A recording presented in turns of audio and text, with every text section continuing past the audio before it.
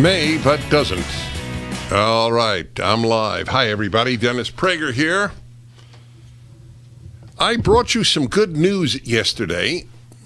Good news is needed since the country is in a civil war and massive forces of pure destruction are very powerful in this country. Every single institution I can think of, major institution, from medical to academic and to sports, has been corrupted, has been largely ruined, in fact. So the good news is that the number of Americans homeschooling their children, that means taking their children out of regular schools, whether private or public. I don't know why everybody always says public schools. The private schools are just as damaging to your child, and in some cases even more so.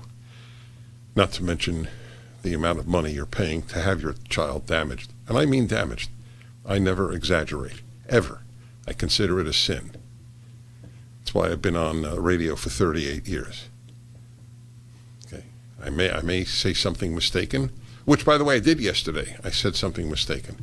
I said that it was Guerrero, Jean, is that her first name? Jean Guerrero at the LA Times, who said that Larry Elder is the black face of white supremacy, when she is the one, she's just as guilty of smearing and lying, but she didn't say that specific one. Another LA Times columnist did. What was her name? Erica D. Smith, right? Yes. The fact that she is still allowed to publish at the LA Times only speaks about the LA Times. But Guerrero is the one who said Larry twists facts and gave no example. So it's a pure lie about Larry. The other one is that is the level to which they stoop. George Soros just gave $1 million to the Newsom campaign. Did you hear that? Yeah, I just heard that this morning. He is a pure diabolical force. It is an amazing thing to see that in one person. I wrote about him many, many years ago. You could see it on the internet when it was not fashionable to describe what a nefarious force in society the man is.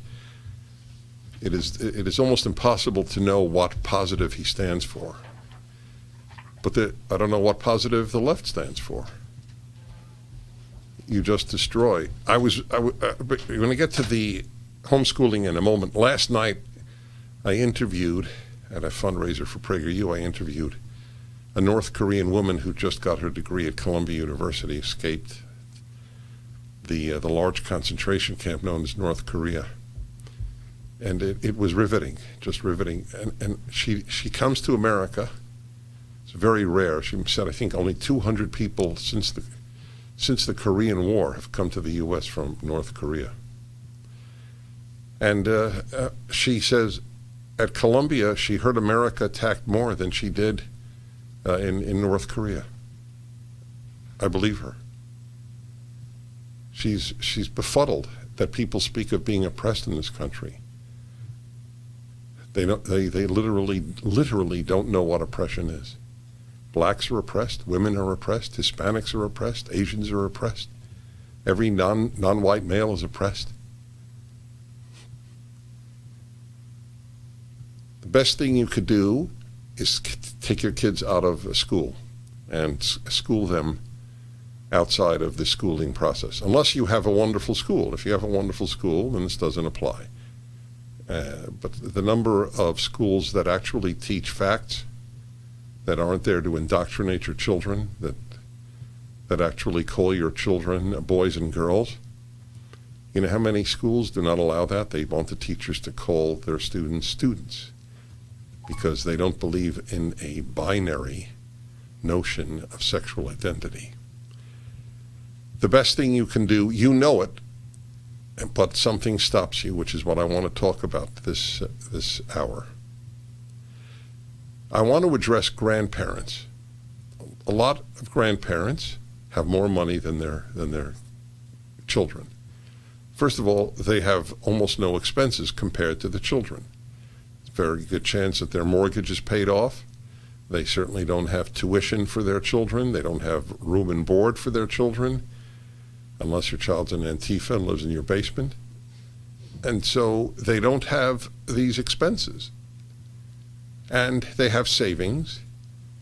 Now, if you have money in your will for your children, may I respectfully suggest that it would do them infinitely more good if you said, I will defray the costs of homeschooling. Whatever that means.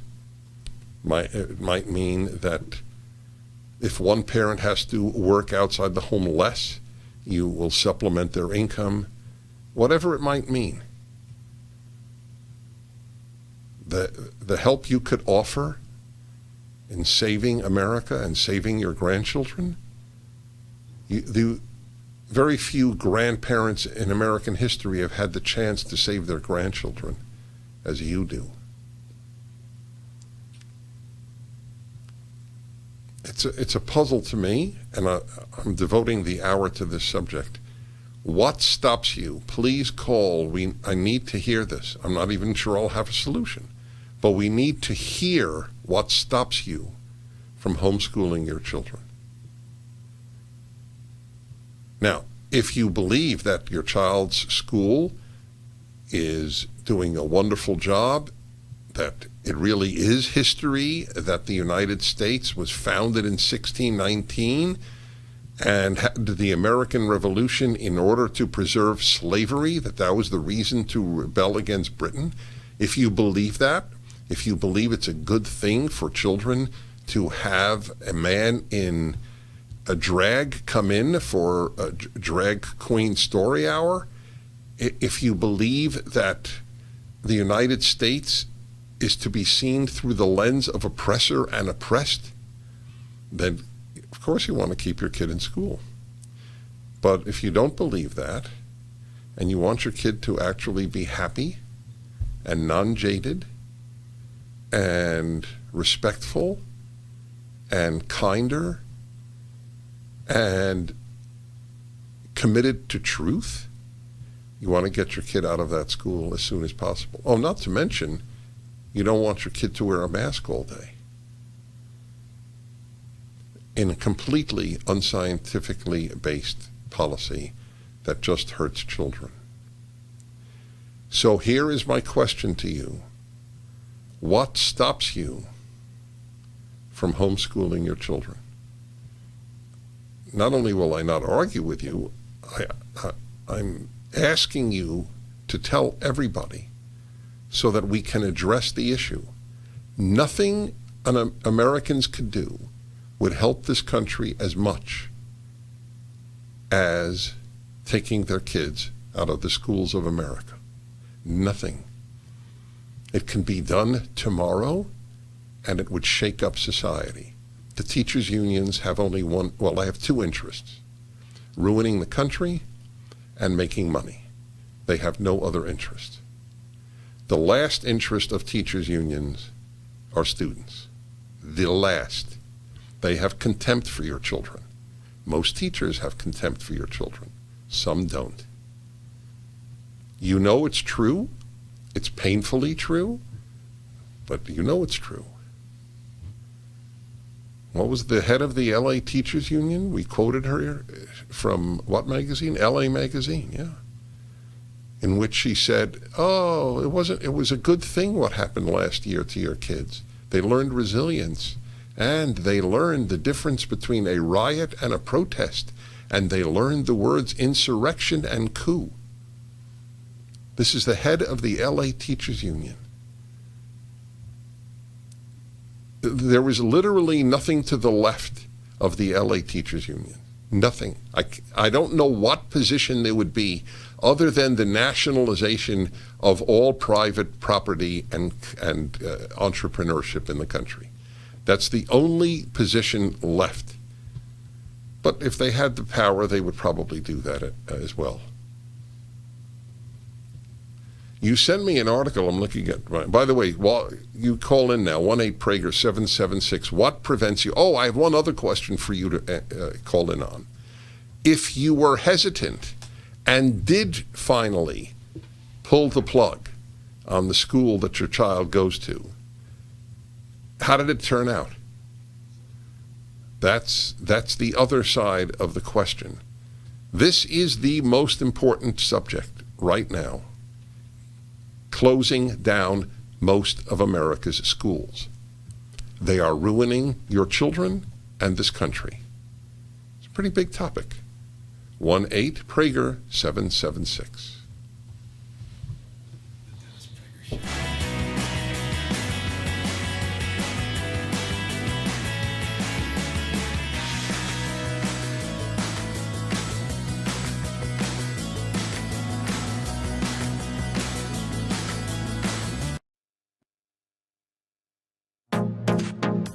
Trending now on the Hugh Hewitt Show. Jen Psaki, the pressure is getting to her, questioned by Peter Doocy, a famous clip already, cut number 11. But does the president have a sense that most of the criticism is not of leaving Afghanistan, it's the way that he has ordered it to happen, by pulling the troops before getting these Americans who are now stranded? Does he have a sense of that? First of all, I think it's irresponsible to say Americans are stranded. They are not. We are committed to bringing Americans who want to come home. We are in touch with them via phone, via text, via email, via any way that we can possibly reach Americans to... Jake Tapper thinks they're stranded on CNN, cut number 4. Look, I understand that people are working long hours in the White House, the National Security Council, State Department, Pentagon, and over in Kabul to get Americans out of that country. And I understand the White House wanting to reassure the nation that all Americans will ultimately be evacuated. But there are no doubt Americans who feel stranded in Afghanistan right now. Of course there are. It's absurd for the White House, and it tells you something about Joe Biden. Britt Hume was on with our friend Guy Benson on his radio show yesterday, said this, cut number 1. But anybody who ever heard him speak for any length of time could tell that this guy, this was not the sharpest knife in the drawer. And, he could talk forever and was famous for it. But you never had the sense that he was terribly smart. And on top of that, now he's manifestly senile. And between those two things, this is a man with very, very severe limitations who is well too old, in my opinion, to be the President of the United States. Keep up with what's trending. Subscribe on YouTube and at rumble.com.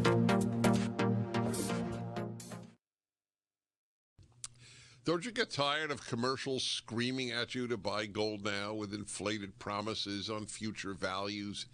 In an unregulated industry, you need honest, real experts to give you solid advice to protect your wealth and top picks on the best coins and bullion based on real-time data and historical trends. For example, as environmental policy becomes a hot topic, one precious metal that's been significantly undervalued for years is potentially set to surge. Nick Grovich, owner of AmFed Coin and Bullion, has long recommended this precious metal. Up to 600,000 ounces of this rare metal will be needed by 2030 to produce green hydrogen. Nick is doubling down on this pick, and you should too. Call Nick at AmFed Coin and Bullion to find out more. I've been friends with Nick for years, and he's my go-to guy when it comes to coins and bullion. I trust him. He is a good and very knowledgeable man. Call Nick at 800-221-7694, 800-221-7694, AmericanFederal.com, AmericanFederal.com. Not one mistake. Trending now on the Larry Elder Show. I want you to understand that we're dealing with wokesters in the White House, where the rest of the world is trying to build warriors. Our American soldiers, of no fault of their own, Our leadership is, we just have bad leadership. It's as simple as that. And our leadership is trying to build wokesters while the rest of the world is trying to build warriors.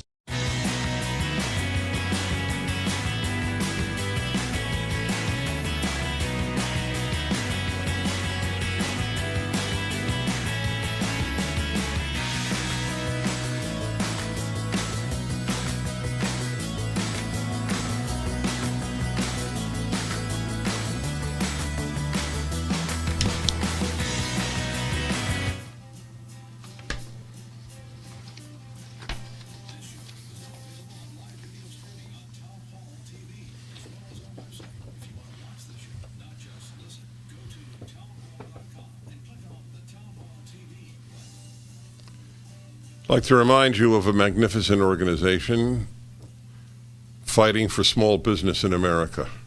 Wasn't there a time where chambers of commerce fought for small businesses? Was I born yet? Yeah, I was going to say. It's just that we would need an organization to support small business in America, but we do. You know how obviously how highly I regard PragerU for obvious reasons. The obvious being the good it does, and that it's it's named after me. But that's how highly I regard Job Creators Network. It's not an ad for PragerU. This is an ad for Job Creators Network. And if you own a small business, know anybody who does, or you just want to help protect them, go to jobcreatorsnetwork.com. Now, there's another thing that they have now. This is brand new. jcnbustour.com. So there's going to be, they're going to go around the country. Oh, that's great. See the tour schedule. If you live in or around Tampa and Atlanta, get your tickets. And with speakers you won't want to miss. jcnbustour.com or just jobcreatorsnetwork.com. Magnificent organization. So, have you taken your kids out of school? Here's my question. What stops you? This is critical to address. You know the damage, and I mean damage. I don't mean they're useless. If schools were useless, that's not the same as damaging. They're damaging. Double the rate in the United States over the last year. Double the rate. It's gone to, I think, 11%. That's a lot. 1 out of 10 homes has taken their kids out of school. It needs to be 9 out of 10 homes. Teachers' unions only care about money. And when you take your kid out of school, that's less money for this utterly malevolent force in society known as teachers' unions. Isn't that sad? Think about it. What's more noble than teaching? Theoretically. That's the point. All right, Matt, Riverside, California. Hello. Hello, Dennis. Hi. It's an honor. Thank you. Can you hear me? I do. Okay. So because of the pandemic, we pulled our 2 daughters out of, we were not given the choice to pull our 2 daughters out of public school here in Riverside last March of 2020. So I tried to do the Zoom thing. I gave it about a week. It wasn't working out. They weren't learning anything. So then I did homeschooling, and that went until about last spring. And I got to admit, I just got lazy. I went from maybe 3-4 hours a day teaching them myself math, history, specifically U.S. history, and geography. And over time, I just kind of did it less and less. Like it went to 2 hours and then an hour and a half and then maybe a couple hours a week. So I blame myself. And then my wife and I decided to put them in a local Catholic school, and we enrolled them over the summer, and they started about 3 weeks ago. So far, so good. We seem pleased with that. I think they're getting a better education than they were from me. And from what I can see, there's no issues with, critical race theory or oppressiveness or, America's bad, that sort of thing. I mean, it is a Catholic school, but I have heard from people to be careful because private schools can have issues as well. And I went to a board meeting of the school just the other night because I thought, the more involved I am, the better. And the discussion was not so much curriculum, but just, nuts and bolts issues involving the school. But still, I felt like, okay, I'm doing as much as I can by putting them in a Catholic school and also being hands-on with what's going on with that school. Yes, I think that's very important. So let me react. First, you said that private schools often have the same issues. I say that every time. I don't know why people think private schools are one bit better than public schools. Number 2, there's zero guarantee that a Catholic school or a Jewish school will not be woke. Don't we know of a couple? What is it in Philadelphia? They gave $1 million to the Catholic school and they want it back because the school has been. Was it in Florida? I think so. Yeah, I think you're right. I think it's Florida. So, Catholic schools run the gamut of just as contemptuous of America and liberty as the public school or other secular private schools to excellent. So you have to be very careful what Catholic school you send your kids to. As regards the issue of how much time he was willing to spend teaching his kids, this is the issue that needs to be addressed because that is a big reason people don't do it. They're not going to teach their kids geometry, let alone geometry, history, grammar, literature for 4 hours a day. I mean, we have to be realistic. Most parents are not prepared to do that, are not even capable of doing it. But there are answers. You don't have to be the teacher. And that's what I want to address for those of you who have gone into homeschooling. Okay. All right. So thank you, Matt. And let me clear up a line there because I want to talk to as many people as possible. Kathy in Chippewa, Wisconsin. Hi, Kathy. Uh-oh. It's really quiet. If it's that quiet, one really doesn't have much hope. All right, Minneapolis and Chris. Hello, Chris. Hey, Dennis. Great to talk to you. Thank you.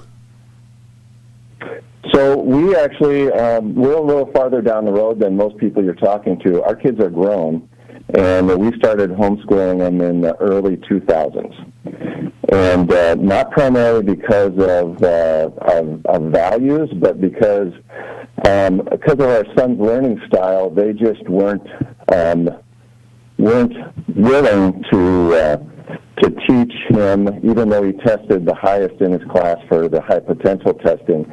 They were putting him in reading groups, and so we just had to decide: do we want to, continue to pour all our time into the schools, or consider homeschooling? Because we talked to everybody, and we just didn't want to lose him.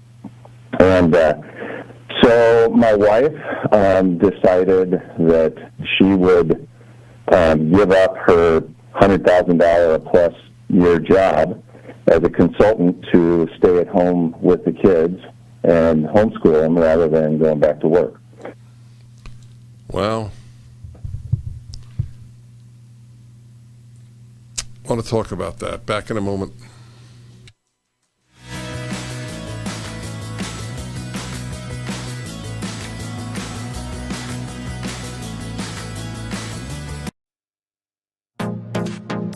Trending now on the Hugh Hewitt Show. I think this is a crisis that we haven't faced since 9/11. I think it's worse than 9/11 because we ran towards the danger and tried to save people, then now we're abandoning them. Is the president going to stick with this? It seems like the president is doubling down. And what is shocking to me, we had a brief with Secretary Blinken, Secretary Austin, General Milley, etc. And there was very strong bipartisan pushback on the August 31st deadline. In fact, some of the strongest statements pushing back on that came from my Democratic colleagues, particularly those who are veterans who've served in Afghanistan and in uniform in other parts of the world, were very forceful in telling the administration to their face that this is a disaster. And I think there was a recognition by the administration that we can't get all of our people, let alone the thousands of SIV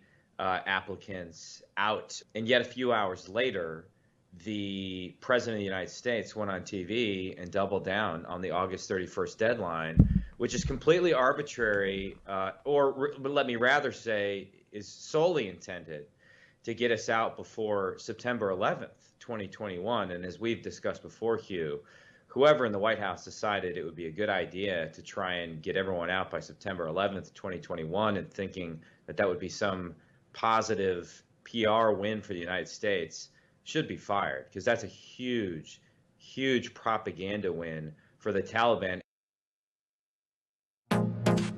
Keep up with what's trending. Subscribe on YouTube and at rumble.com. Trending now on America First with Sebastian Gorka. And as far as I'm concerned, if I may, as a former insider, the key question is going to be personnel. We need to build the bench that helps staff you and doesn't subvert you. What are your plans? What would the second term look like? And who's going to build that bench for you, sir? Well, first of all, for your listeners, you did a fantastic job. You were terrific. I deal with you a lot. And I dealt with you after you went out and made a fortune. I hope you're making a fortune anyway, but I think you are based on your ratings. But I dealt with you a lot, and that's why I do your show, and I don't do a lot of other shows. I do people that I respect and people that have been fair, and you've been really, I congratulate you. But you were very important, and the great job that you did. You have a knowledge. I heard the word strategist mentioned in the opening, that you were a strategist, and that's really what Biden needs. He needs somebody to help him, because our country is embarrassed. Our country has never been embarrassed like they are right now. In the speech in Alabama, where we had a massive crowd, they say 68,000 people showed up in the rain. It was rain and thunder. And I had the idea the morning of, this was Saturday, the morning of, put up the General Patton, the opening.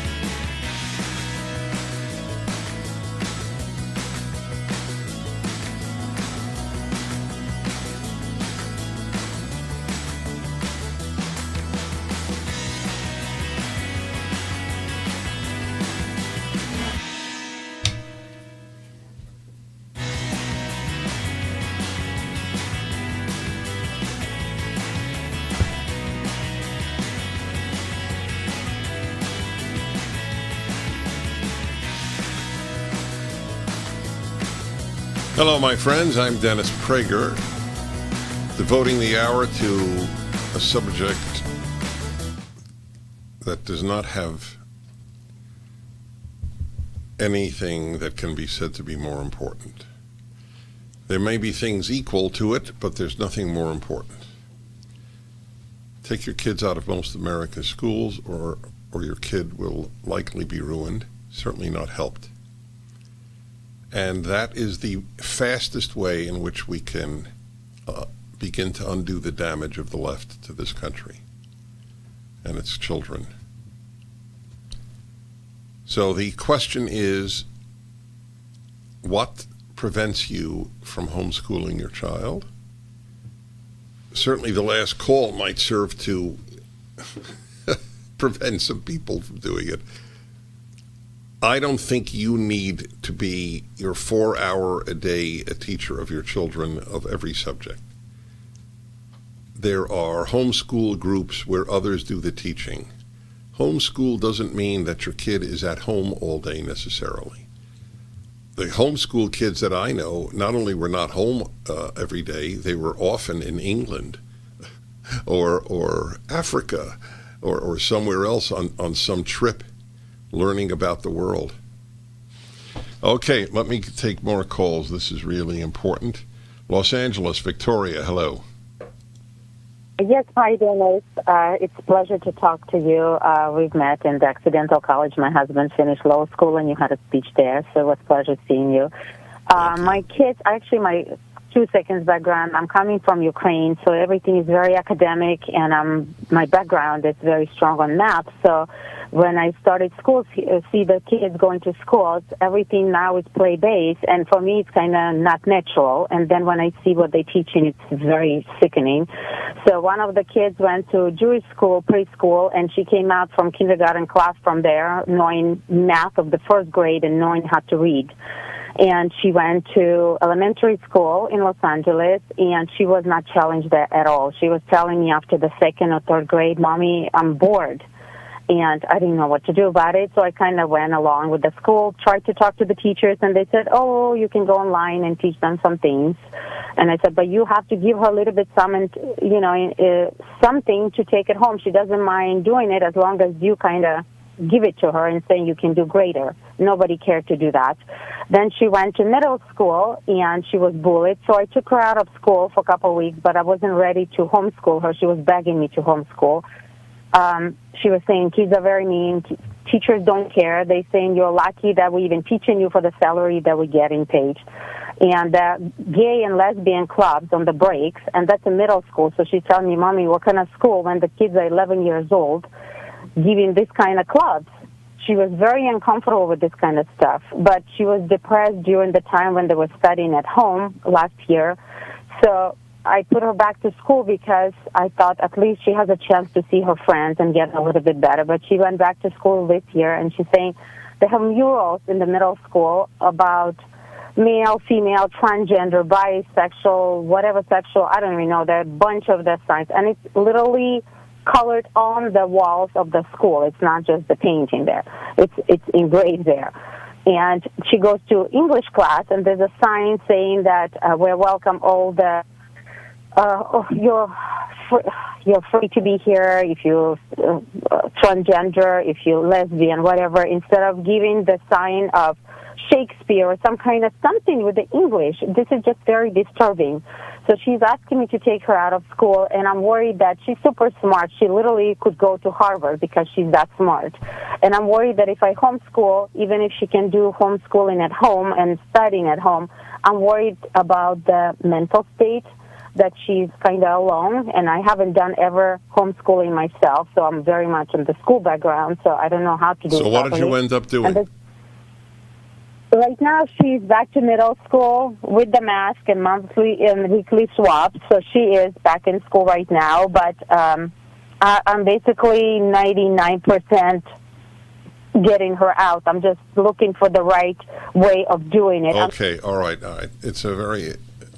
I think the most important thing was for people to hear the signs up in her class in middle school about transgender and so on. The issue was not pro or anti-transgender. The issue is what the hell is a classroom dedicated to the subject of changing your sex. She's not going to be alone if she's homeschooled. There are so many homeschool others, but that's why I needed to hear that. People are afraid of how much time do I have to do, how much money do I have to give up, and will my kid be alone? Your kid won't be alone. Okay, Relief Factor. Relief Factor is one of the most amazing products I've ever advertised. There's nothing like it that I am aware of. That's why it's so successful.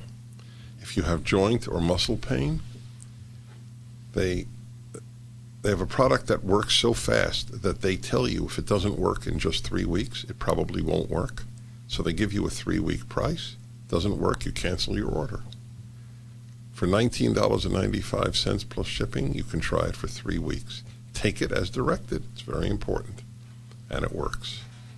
ReliefFactor.com, 800-500-8384.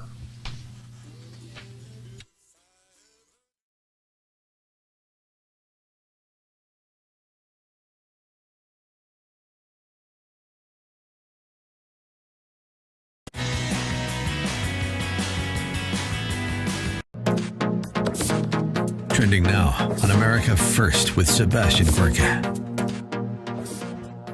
And as far as I'm concerned, if I may, as a former insider, the key question is going to be personnel. We need to build the bench that helps staff you and doesn't subvert you. What are your plans? What would the second term look like? And who's going to build that bench for you, sir? Well, first of all, for your listeners, you did a fantastic job. You were terrific. I deal with you a lot. And I dealt with you after you went out and made a fortune. I hope you're making a fortune anyway, but I think you are based on your ratings. But I dealt with you a lot, and that's why I do your show, and I don't do a lot of other shows. I do people that I respect and people that have been fair, and you've been really, I congratulate you. But you were very important, and the great job that you did. You have a knowledge. I heard the word strategist mentioned in the opening, that you were a strategist, and that's really what Biden needs. He needs somebody to help him because our country is embarrassed. Our country has never been embarrassed like they are right now. In the speech in Alabama, where we had a massive crowd, they say 68,000 people showed up in the rain. It was rain and thunder. And I had the idea the morning of, this was Saturday, the morning of, put up the General Patton, the opening monologue that he does in the movie Patton, which I don't know if it got the Academy Award or very close. And I think George C. Scott did get the Academy Award. But we put up the opening monologue, and I said, that is not a woke general, but it's a general that knows how to win. And we have guys that are more interested in things that have nothing to do with our military. It's really what's going on now is crazy with our whole country. What they're doing now to our country is absolutely frightening. Keep up with what's trending. Subscribe today at rumble.com. Trending now on the Mike Gallagher Show. I would say that this is now on track, Peter, to be the largest airlift in U.S. history. And that is bringing American citizens out. It is bringing our Afghan partners out. It is bringing allies out. No, I would not say that is anything but a success. Okay. As the kids would say, OMG. Yeah, we have an extensive vetting process. Sure we do. I've been to the border, lady. No, you don't. No, you don't. But again, back to Kamala Harris. There she is trying to escape.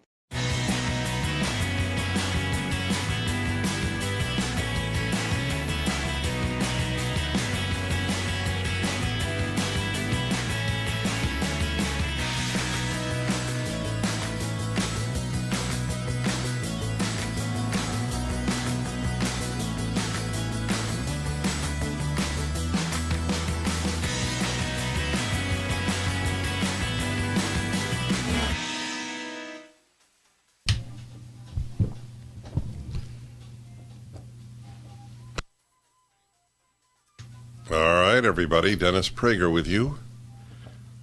The best thing most Americans can do to fix this country, to fight back at the corrosive influence of the left, is to take your kids out of school and homeschool them. Or find a school that actually does teach rather than indoctrinate hate. That's what they do. They learn to hate. Do you understand? They learn the worst thing possible. They learn to be ingrates. They learn to be victims if they're not white, and they learn lies about whites. Whites. It's so absurd. Do they learn about white contributions to medicine? Do they learn about the fact that it was Europeans who abolished slavery before Africans did or before Asians did? Do they learn that? No, it's all make-believe lies, the anti-white curriculum. There's no reason to divide the world by race. You divide the world by achievement. The belief that race is important is in itself racism. That's among the purest forms of it. Columbia University had separate graduation exercises last year for blacks, for whites, for Hispanics, for Asians, for gays, for transgender. Can you imagine that? Separate graduations? And they say that that conservatives are divisive? It's part of the big lies of the left. Get your kids out of the school. All right, Wendy in Pittsburgh, Pennsylvania. Hello. Hi, Mr. Prager. I just wanted to offer another option for homeschoolers. Mm-hmm. I'm involved in what is called a tutorial service, and the way it works is that it's a school for homeschoolers, and I teach at this little school, and basically it's through a church. It's a ministry of a church, and we have classes 2 days a week, and then the other days, the other 3 days, the students are working on what their teachers or their parents have given them to do. You can take as many classes as you want to with us. And the teachers, what's interesting is a lot of the teachers are homeschool mothers who, it's a very educated group. I'm an attorney. So wait, people who have doctorate degrees. I hear you. And so forgive me. Does this solve the problem of the parent who isn't prepared to devote 4 hours a day? Yes, it does. It does solve that problem. That's why I called, because, for instance, I teach high schoolers, and a lot of homeschool parents, once they get past 8th grade, they're uncomfortable with high school, of course, and so I teach English and writing. That's one of my classes, and then the other classes I'm teaching American government and the Constitution. Do they gather at your home? Wokeness. Is it via Zoom? How do they do it? No, it's in person. Oh. Though we did during COVID, we did switch over to Zoom. Right. Okay. But and have, COVID aside, so they are with other kids. Absolutely.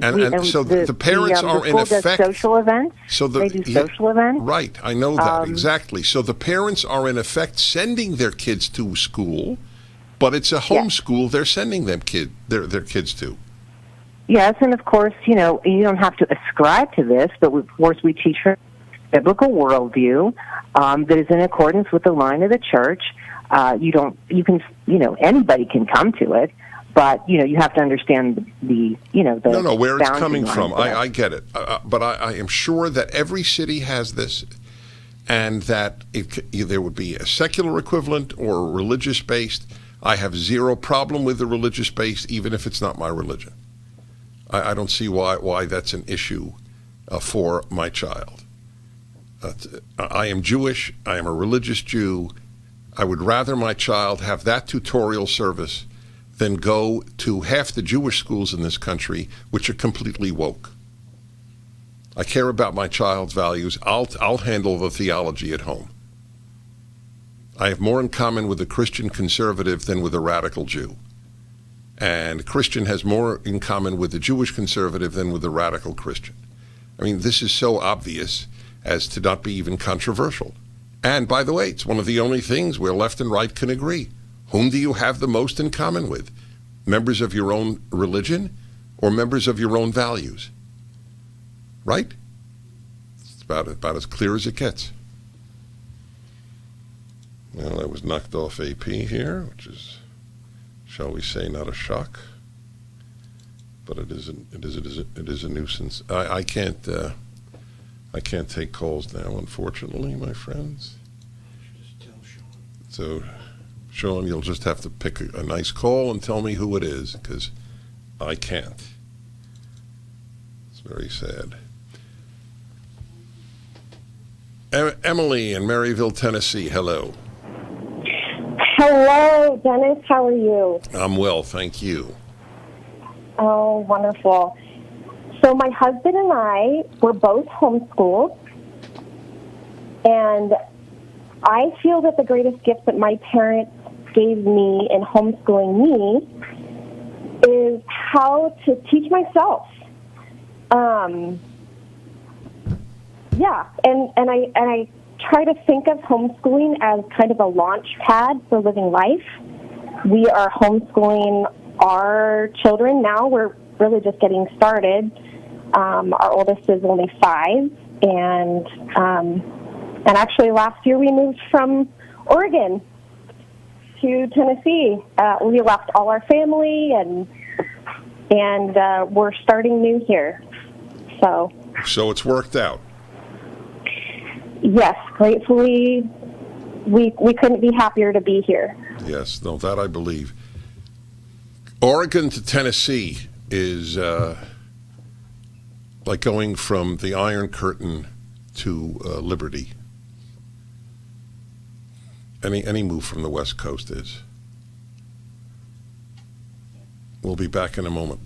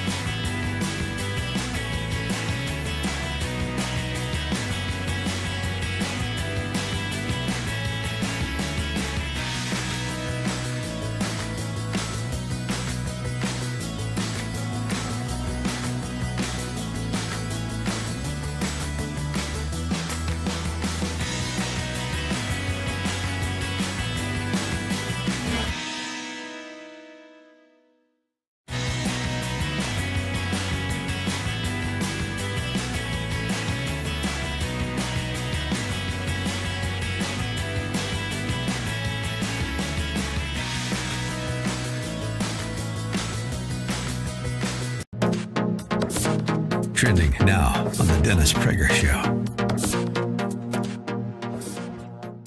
In terms of dedication to helping America, there's no comparison between Joe Biden and Donald Trump.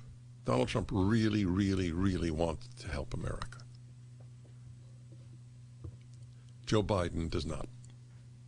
That's Biden, and that's Afghanistan, and that's the conservatives. Now Biden, which we would not have if we had a Republican president. Yes, every one of you businesses in America, you must not allow people who are not vaccinated, even if they've had COVID and are probably in a better medical position not to transmit or get the disease. Everybody has to get a vaccination. We've been lying to you, we on the left, since Roe v. Wade. People should, the government should not interfere with our bodies. It has been a total lie on the part of the left. It was a bull-ass excuse to defend abortion at any time of pregnancy. Nothing they say they mean. It is what is said by the left.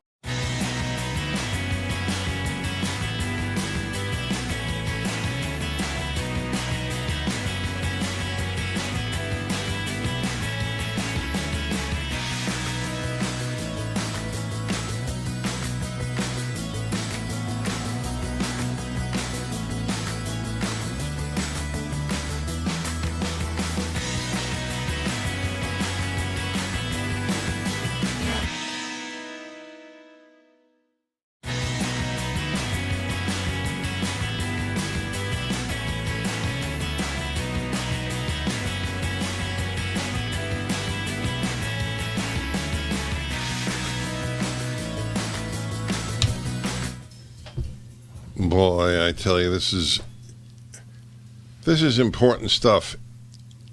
I wish I could do this for 3 hours. I'm going to do this regularly. You have to get your kids out of schools. You have to.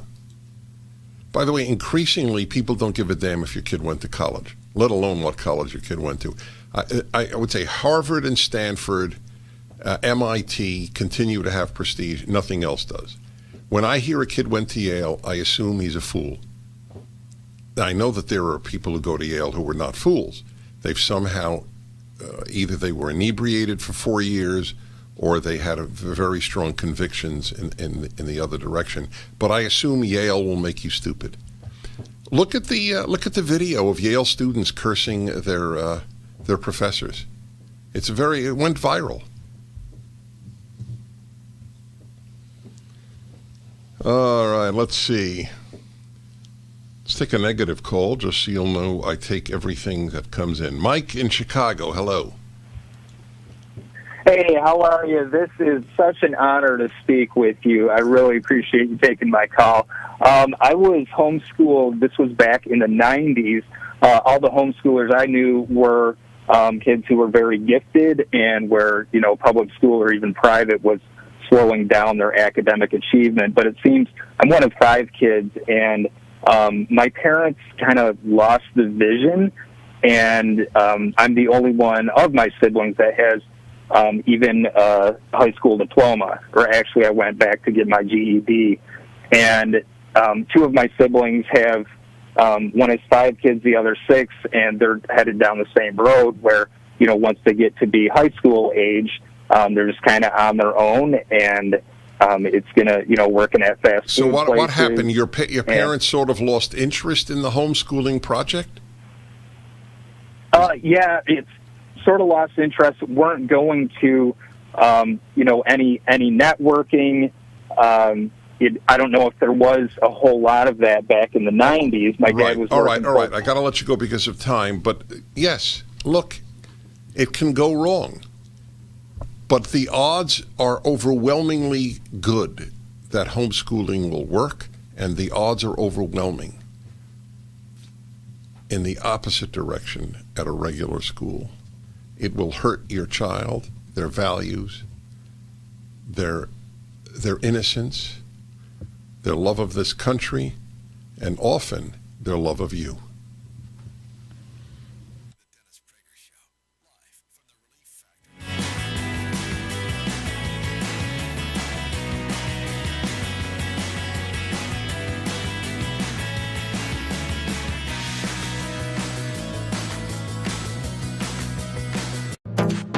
Trending now on the Charlie Kirk Show.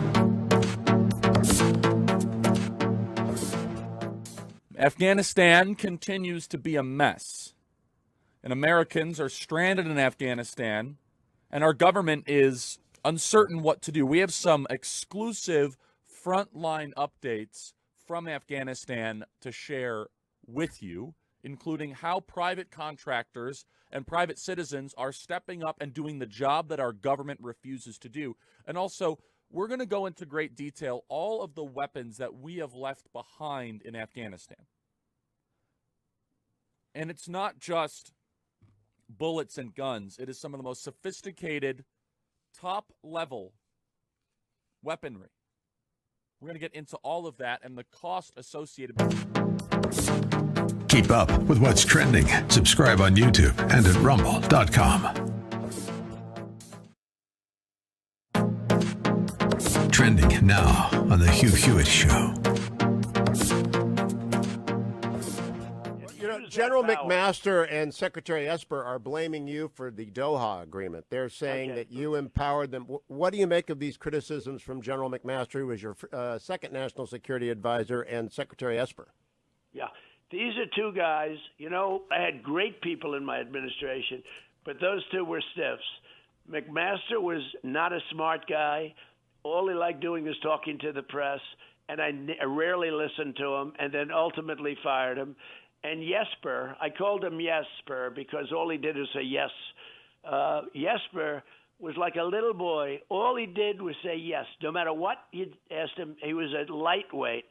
And honestly, should not have been in that position. We were rushed because there was a difficulty with a good man who was in there prior to him. He had some family difficulty.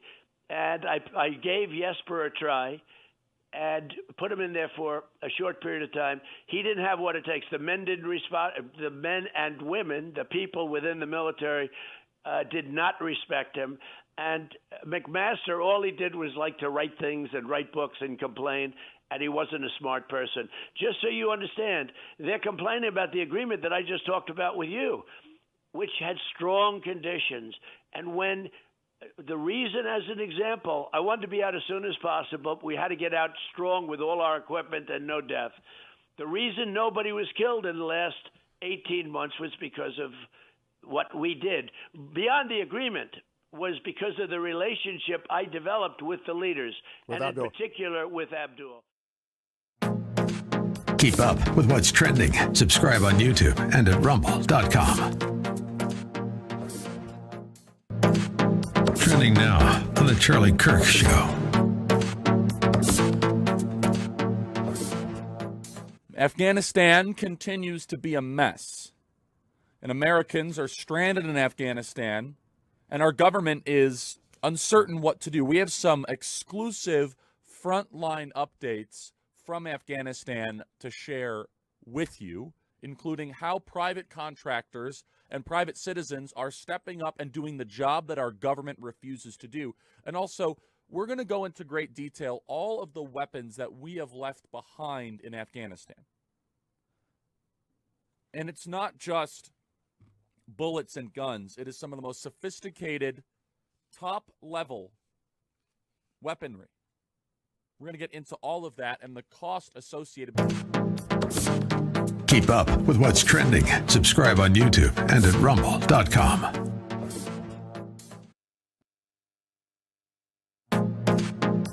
Trending now on The Hugh Hewitt Show. Jen Psaki, the pressure is getting to her, questioned by Peter Doocy, a famous clip already, cut number 11.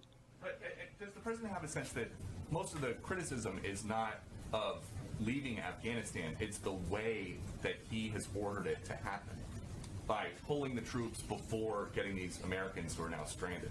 Does he have a sense of that? First of all, I think it's irresponsible to say Americans are stranded. They are not. We are committed to bringing Americans who want to come home. We are in touch with them via phone, via text, via email, via any way that we can possibly reach Americans to. Jake Tapper thinks they're stranded on CNN, cut number 4. Look, I understand that people are working long hours in the White House, the National Security Council, State Department, Pentagon, and over in Kabul to get Americans out of that country. And I understand the White House wanting to reassure the nation that all Americans will ultimately be evacuated. But there are no doubt Americans who feel stranded in Afghanistan right now. Of course there are. It's absurd for the White House, and it tells you something about Joe Biden. Britt Hume was on with our friend Guy Benson on his radio show yesterday, said this, cut number 1. But anybody who ever heard him speak for any length of time could tell that this was not the sharpest knife in the drawer. And, he could talk forever and was famous for it. But you never had the sense that he was terribly smart. And on top of that, now he's manifestly senile.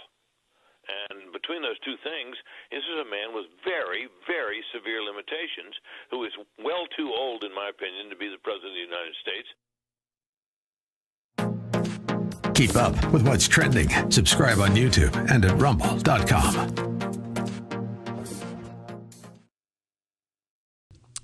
Don't you get tired of commercials screaming at you to buy gold now with inflated promises on future values? In an unregulated industry, you need honest, real experts to give you solid advice to protect your wealth and top picks on the best coins and bullion based on real-time data and historical trends. For example, as environmental policy becomes a hot topic, one precious metal that's been significantly undervalued for years is potentially set to surge. Nick Grovich, owner of AmFed Coin and Bullion, has long recommended this precious metal. Up to 600,000 ounces of this rare metal will be needed by 2030 to produce green hydrogen. Nick is doubling down on this pick, and you should too. Call Nick at AmFed Coin and Bullion to find out more. I've been friends with Nick for years, and he's my go-to guy when it comes to coins and bullion. I trust him. He is a good and very knowledgeable.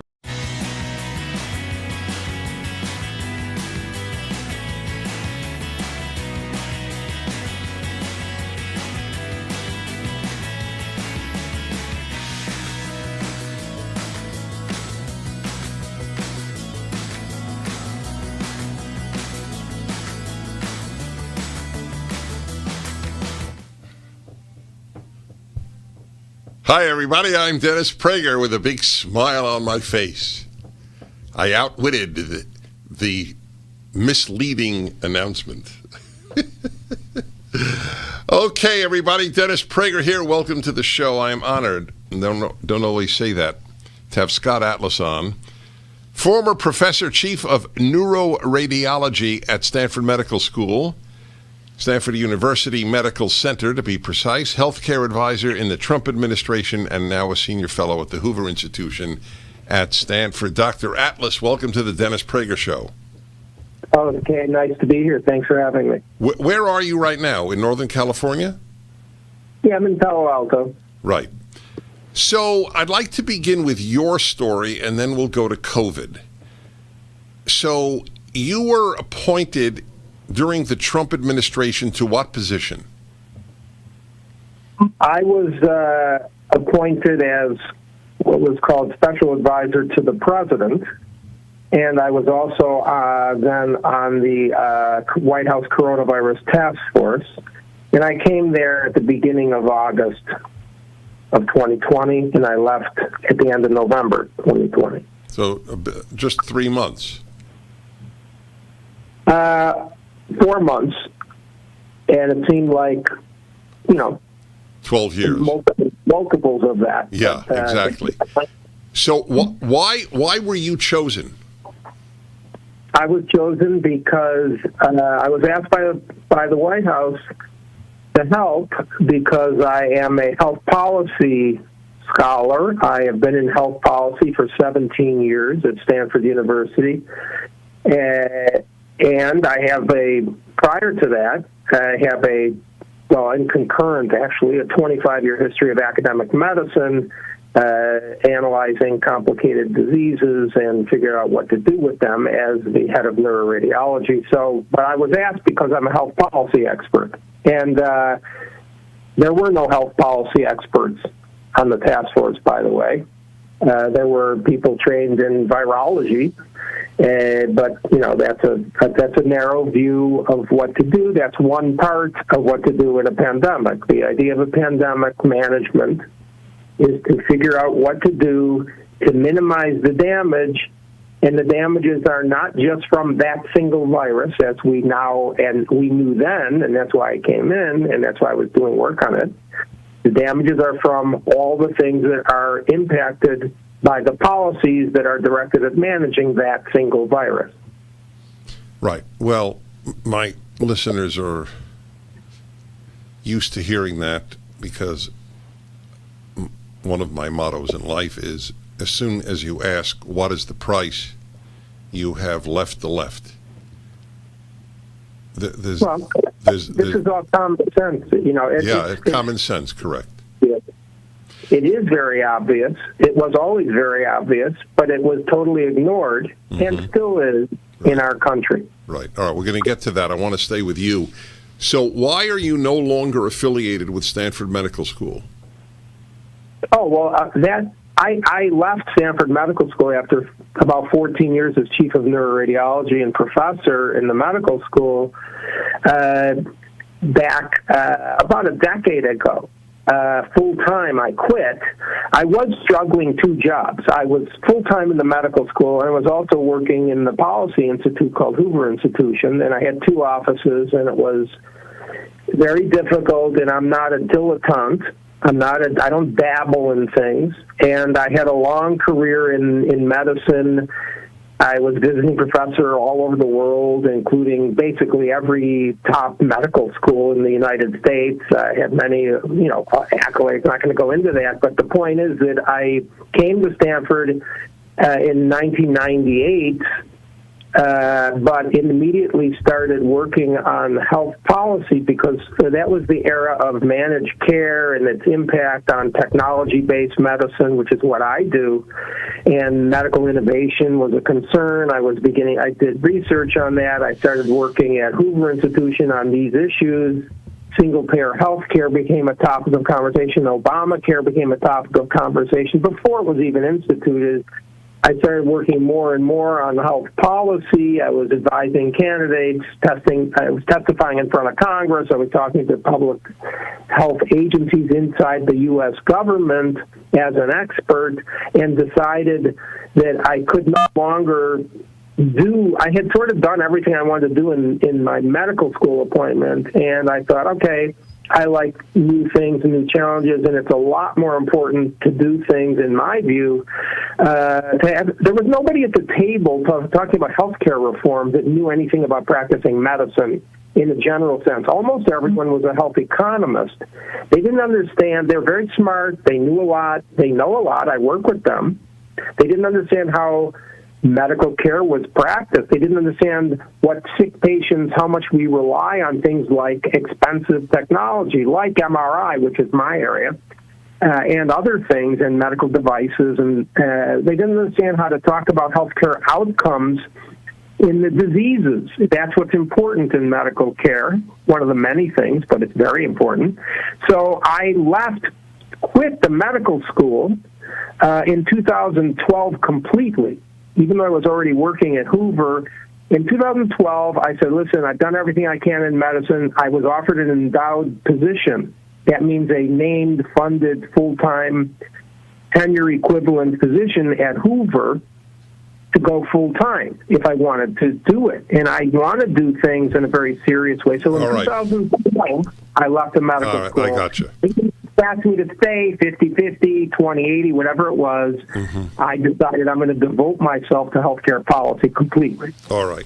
So now I know, and people know your background, which is obviously esteemed, which is one of the reasons you're on my show right now. But the biggest reason is you're a dissenter. And I'd like to try to understand chronologically, because you've been quite criticized, even attacked by the left in America. Did that emanate primarily from the fact that you were in the last administration, in the Trump administration? Is that the primary cause of the attacks on you? I think that's obvious. And I'll explain why, if I may. I was working on this pandemic since February, March 2020. And I outlined this whole process in my book that's forthcoming, that's available. I'm sorry, but it just reminded me of this, which is called A Plague Upon Our House. When is it coming out? It's available now for pre-order on Amazon and Barnes & Noble, at least until it's banned. Because the truth needs to be told about what happened inside, what the people on the task force actually knew and said, and the level of competence in the things that I saw are shocking, and the American people need to know. And it also goes through the facts about COVID and about what I said, because the record has to be set straight, because this is of historical interest. And we're living in an era of a lot of distortion and censorship. So, your question is, why was I attacked? Let me put it this way.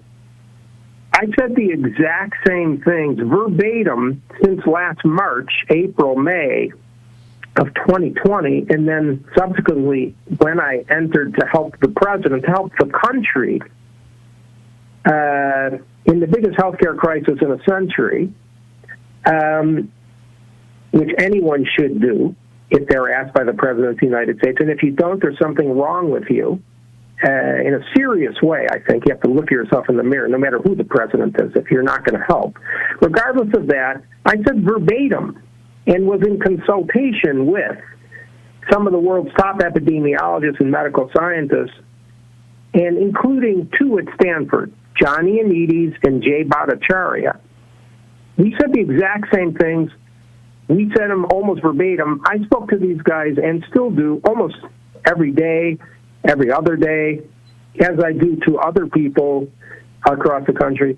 Jay Bhattacharya, John Ioannidis, and I are all medical scientists at Stanford. We all said the same things. We all took some heat because we dissented from the accepted narrative. Give an example of one dissent. Sure. We said that the lockdowns were the wrong policy. He said that the lockdowns were destructive because their single-minded focus on COVID-19 was not only failing to protect the elderly, because the elderly were dying, and they weren't working to protect the elderly, the lockdowns, but they were locking down all the healthy people, and that meant stopping medical care that was important, closing schools, closing businesses, massive economic harm, massive destruction of lower-income families, sacrificing our children's schools, people who were very low risk. And this not only did not protect the elderly, it destroyed people, it killed people. Yes, stay there. That's right. That is why he's a courageous scientist. Dr. Scott Atlas.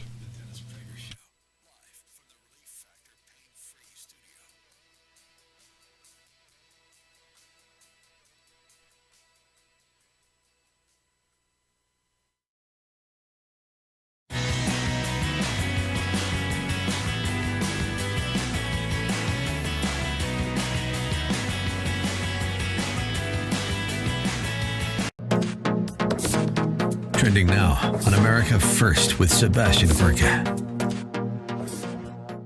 Mr. President, the lying legacy media is supporting the Biden administration narrative that this is your plan, this is what you would have done.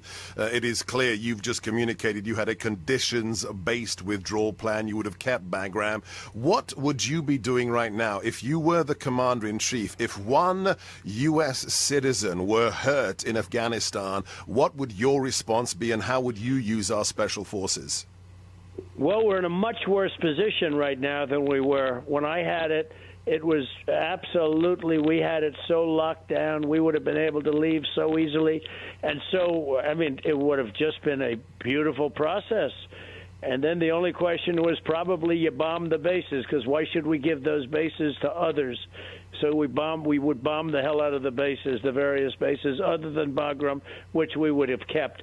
But if you think about it, how can it be worse? So now it's a much more difficult position because they have thousands of hostages, American hostages. You know, Jimmy Carter had a small number of hostages.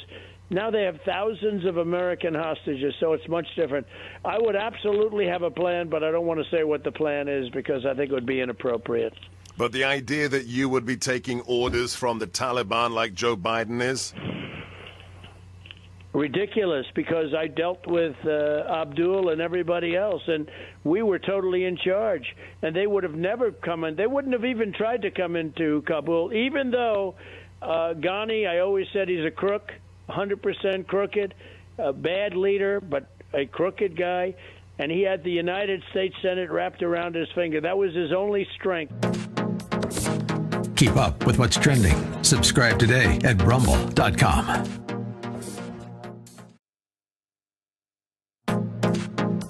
Trending now on The Hugh Hewitt Show.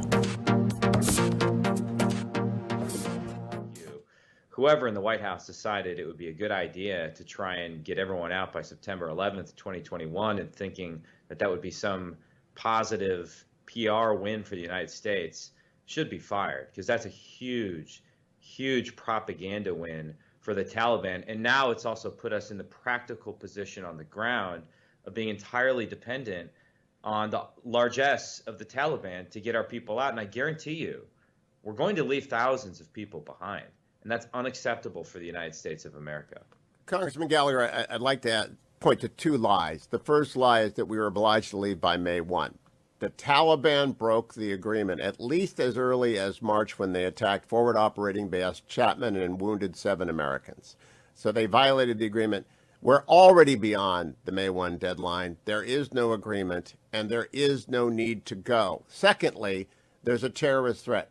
Every American who's been in Afghanistan, including you, has been under a terrorist threat whenever they have been there. We've got 6,000 of our finest Marines in the 101st Airborne. I know I don't want any of them hurt either. But what do you make of those two arguments that we've already extended the deadline and we're under a terrorist threat?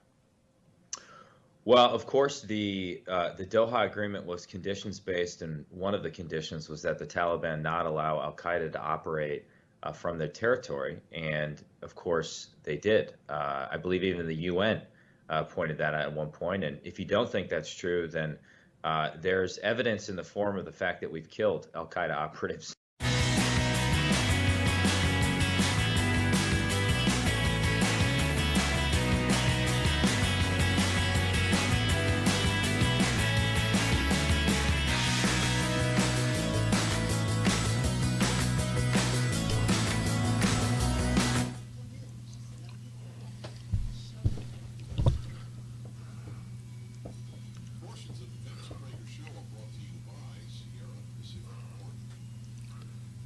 I'm Dennis Prager, speaking to the most important member of society, a person of courage. Courage is the rarest of the positive traits, as I have often said to you. Dr. Scott Atlas, formerly a professor at Stanford Medical School, now with the Hoover Institution at Stanford. And among the reasons for his being an outsider in terms of views is his belief, as all of you know, was mine, of the catastrophic decision to have these universal lockdowns. In light of the obvious facts, Dr. Atlas, of how destructive the lockdowns have been, why were they done in every country but Sweden? Well, the reason why is always difficult. Any question that begins with why. But there was a tremendous amount of fear. There was misinformation and a misimpression given from the beginning. What I mean by that is, in the beginning, the World Health Organization made some statements that put the world into panic based on very incomplete data. They said that the risk of this illness was extraordinarily high, far deadlier than the flu by several orders of magnitude, because they weren't taking data from everybody who was infected. They were only looking at the data and the basis of who was sick enough to go to a doctor. They said all kinds of things like everyone has a significant risk to die, no one has immunity because the virus is novel, everyone is spreading the infection, asymptomatic people are major drivers of the spread. And so if there was a disease that had such lethality and such characteristics, the original lockdown could have made sense and did make sense for being very temporary. But what they did was they changed the goal. Instead of flattening the curve, meaning decreasing the potential for hospital overcrowding, they just said, we're going to stop the cases of COVID-19. And that's a gross error. Not only was the information wrong, the data was all wrong, and it was completely, and still is, mischaracterizing what's going on. The fact that there was fear, tremendous amount of fear, and basically it became sort of, at least in the United States, politicized. So this idea of stopping cases, the lockdowns did not just fail to stop the disease from killing the old people, and it did not just destroy and kill massive numbers of people, and I have statistics on that if you're interested, but it also failed to stop the spread of the infection, and that's proven. That's proven by looking at the data. It's proven by the paper from Stanford University in January by Ben David and colleagues. It's proven by Agarwal in USC's paper of June 2021, which showed that not only did the lockdowns fail, when the lockdowns were put on, they actually caused deaths to go up. Okay, this was just published in June. So there's a lot of problems. People are ignorant. There's a politicization. I want to follow up on something I said. I know time is short, but I want to make sure people understand. You asked me why I was selected for the vitriol, and I said it's because I was standing next to President Trump. Ioannidis, Bhattacharya, and I all said the exact same things about who's at risk, low risk to children, immunity from the infection based on decades of immunology and the research on this. The ineffectiveness of masks. The schools should be open and they are without danger in places like Sweden. The lockdowns didn't work, and the idea was to instead use focused protection, which is protect the high-risk people much better than they did with the lockdowns, and let the other people access medical care and businesses and schools. We said the exact same things. Only one of us was censured by faculty members of Stanford University. Only one of us stood up next to Trump. And Stanford University's voting, 95% of people in Stanford zip code voted for Biden, and 3.5% voted for Trump. The universities are extremely politicized now. Science has become politicized. Science uses censorship and intimidation to change the expression and limit the expression of data and the interpretation of data, and we're in a very dangerous place in this country because of that. Yep. Maybe when my listeners hear, which is totally understandable from an eminent scientist, It carries more weight than when I say it, and I don't have a problem with that. I don't have medical credentials.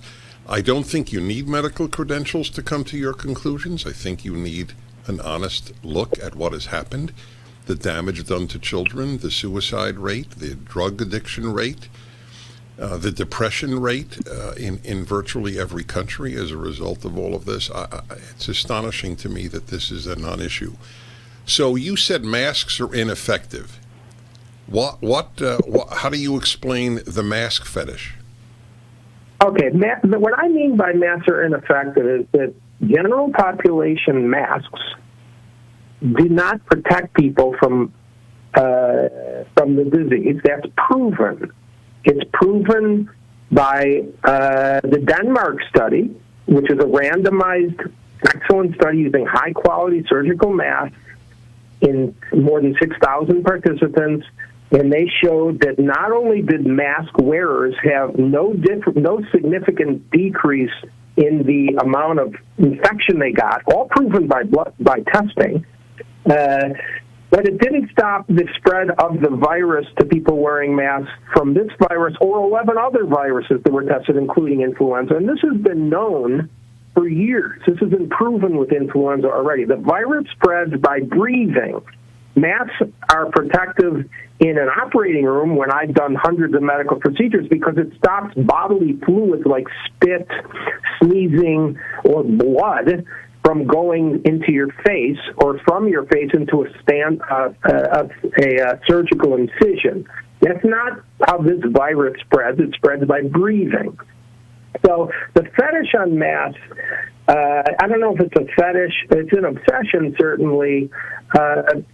I just think that people are afraid, and I was warned very early when I said, look at the data here, masks do not stop the waves of infection going in all the countries all over the world and in all the states, and this has been proven and analyzed by University of Louisville recently in a superb study. And the point here is that people told me, you're going to be attacked because people need to feel psychologically they have some sort of control over this. And if you take away that mask, the fallacy about masks for healthy people, you're going to be criticized, and it's a psychological dependence. The problem is that masks do two things. They have a list of harms, okay? That's obvious anyways, particularly in children. Anybody who thinks that having a child think he's a vector of the disease and stopping them from seeing faces and facial expressions, any parent who thinks that that's okay, there's something seriously, they need to seek counseling, okay, because they're just really not thinking. The second part is that, the last thing that you would want is a high-risk person to think they're protected by wearing a mask when it's not protective. Exactly. Dr. Scott Atlas, forgive me, but I wanted to restate your name, and as soon as your book is out, please come on again.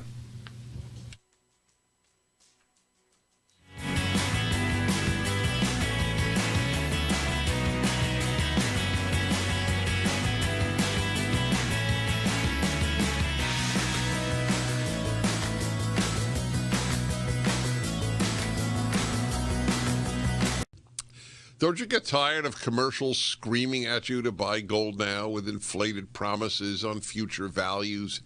In an unregulated industry, you need honest, real experts to give you solid advice to protect your wealth and top picks on the best coins and bullion based on real-time data and historical trends. For example, as environmental policy becomes a hot topic, one precious metal that's been significantly undervalued for years is potentially set to surge. Nick Grovich, owner of AmFed Coin and Bullion, has long recommended this precious metal. Up to 600,000 ounces of this rare metal will be needed by 2030 to produce green hydrogen. Nick is doubling down on this pick, and you should too. Call Nick at AmFed Coin and Bullion to find out more. I've been friends with Nick for years, and he's my go-to guy when it comes to coins and bullion. I trust him. He is a good and very knowledgeable man. Call Nick at 800-221-7694, 800-221-7694, AmericanFederal.com, AmericanFederal.com. Not one mistake.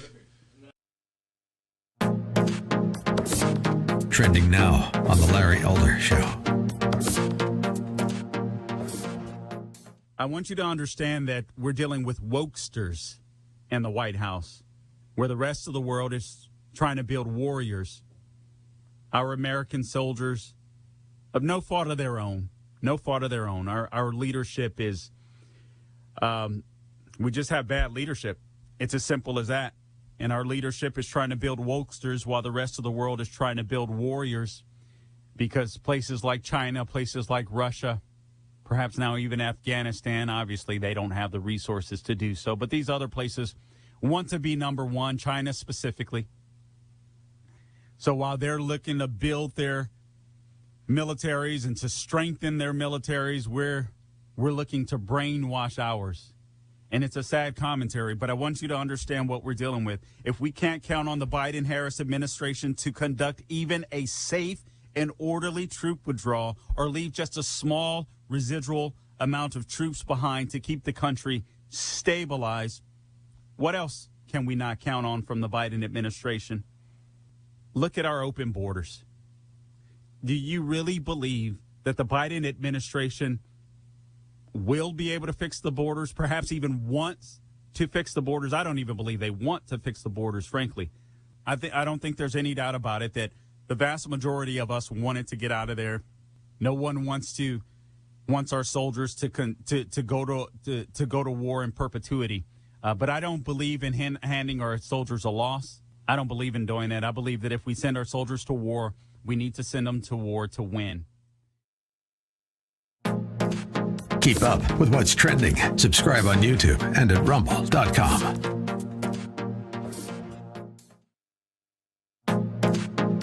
Trending now on The Hugh Hewitt Show. I think this is a crisis that we haven't faced since 9/11. I think it's worse than 9/11 because we ran towards the danger and tried to save people, then now we're abandoning them. Is the president going to stick with this? It seems like the president is doubling down. And what is shocking to me, we had a brief with Secretary Blinken, Secretary Austin,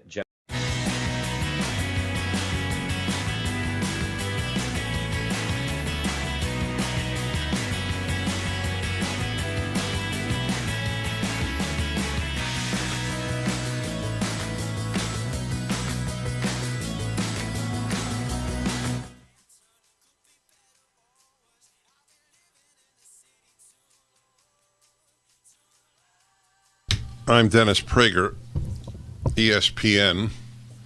NFL brings back social justice helmet decals, end zone stencils as part of Inspire Change platform. The National Federation of Leftists, National Football League. I got the acronym wrong. But that's how you should think of the NFL. National Federation of Leftists. NFL players can wear social justice messages on their helmets again this season. And It Takes All of Us and End Racism will be stenciled in end zones for the second straight year as part of the league's Inspire Change platform. Inspire Change. Change. Do you know the word change for the people on the left is an endorphin producer? Remember Hope and Change, the moronic message in a country that doesn't need much change? Yes, my friends, change. You know why most art is crap? Because they believe in change rather than excellence. Very simple. Anyway, the league will bring back Say Their Stories initiative. And for the first time, each team will highlight its social justice work during a regular season home game in weeks 17 and 18. We are committed to inspire change and the social justice work that inspires change for the long term. Anna Isaacson, National Federation of Leftists, Senior Vice President of Social Responsibility, told the Associated Press. How do you like that position? Did you hear that? There's a position in the NFL, Senior Vice President of Social Responsibility. To think that the NFL did not have that position for all of its history. How remiss. The 6 messages players can choose from as part of the helmet decal program are: end racism, stop hate, it takes all of us, Black Lives Matter, inspire change, and say their stories. Can somebody put on their helmet, I love America, or God bless America? I'm just curious. Something on abortion. Oh, yeah, well, not to mention abortion. Like, life begins at conception. Yeah. Or their science says that you hear the human heart and measure brain waves at, 3 months. Whatever the number is. Just imagine that as a message. How about my favorite, ethical monotheism? Any NFL players listening, ask if you could put on your helmet, ethical monotheism.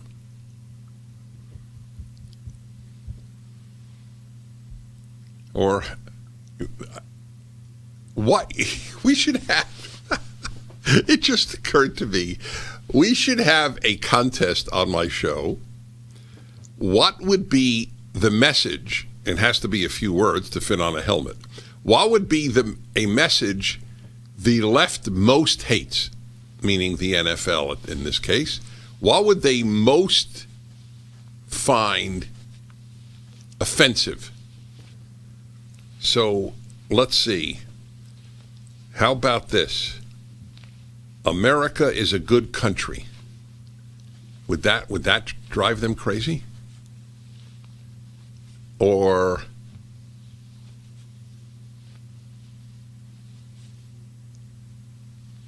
let's see, 3 million, is it 3 million?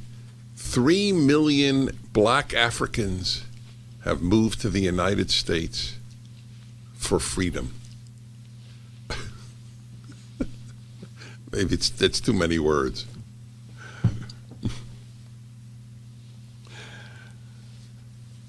For the final 2 weeks of the regular, I skipped something.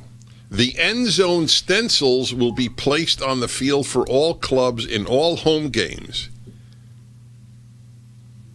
right? Such as end racism and it takes all of us. This year's Say Their Stories features will again be voiced by NFL players, but will evolve to include social justice heroes. Okay, social justice heroes. Because the country is so filled with systemic injustice. ReliefFactor.com, 800-500-8384. After taking Relief Factor for 3 weeks, somebody wrote in from Alabama, at least 90% of my pain is gone. From Florida, after only 4 days of using Relief Factor, I'm already experiencing less pain and stiffness. This is all true. I know it because I take it regularly. Try for 3 weeks for $19.95, ReliefFactor.com.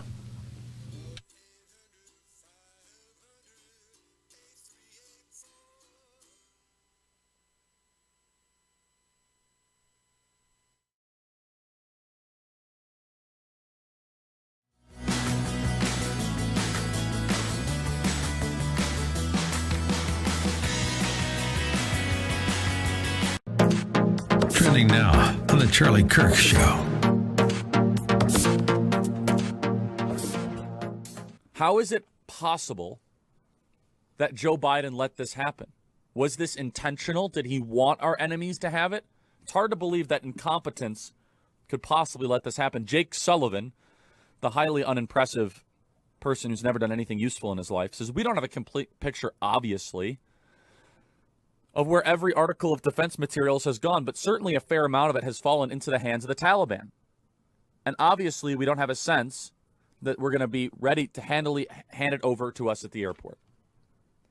The Taliban now has the 26th largest air force in the world with 0 pilots.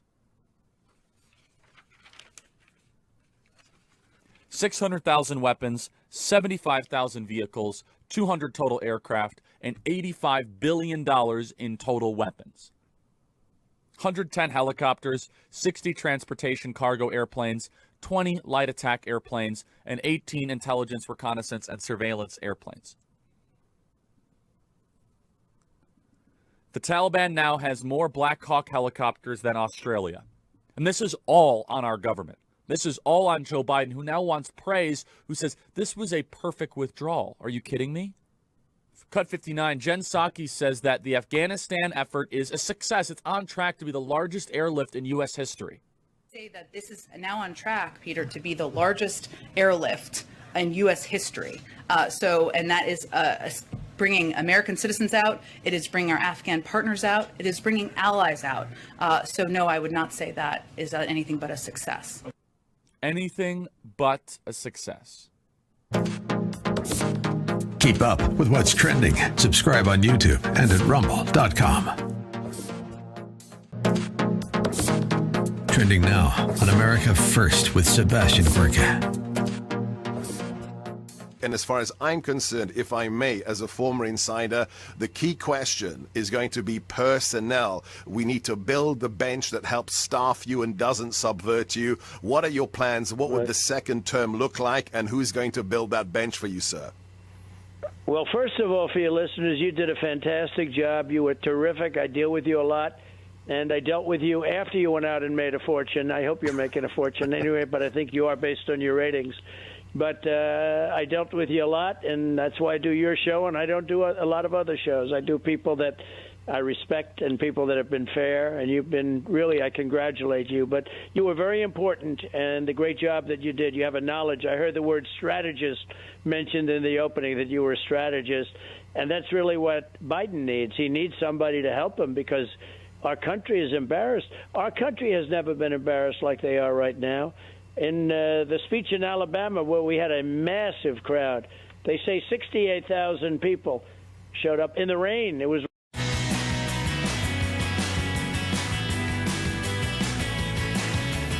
There are a lot of things you can do to fight the destruction of this country that the left is engaged in. I mean that literally. It's destroying the country.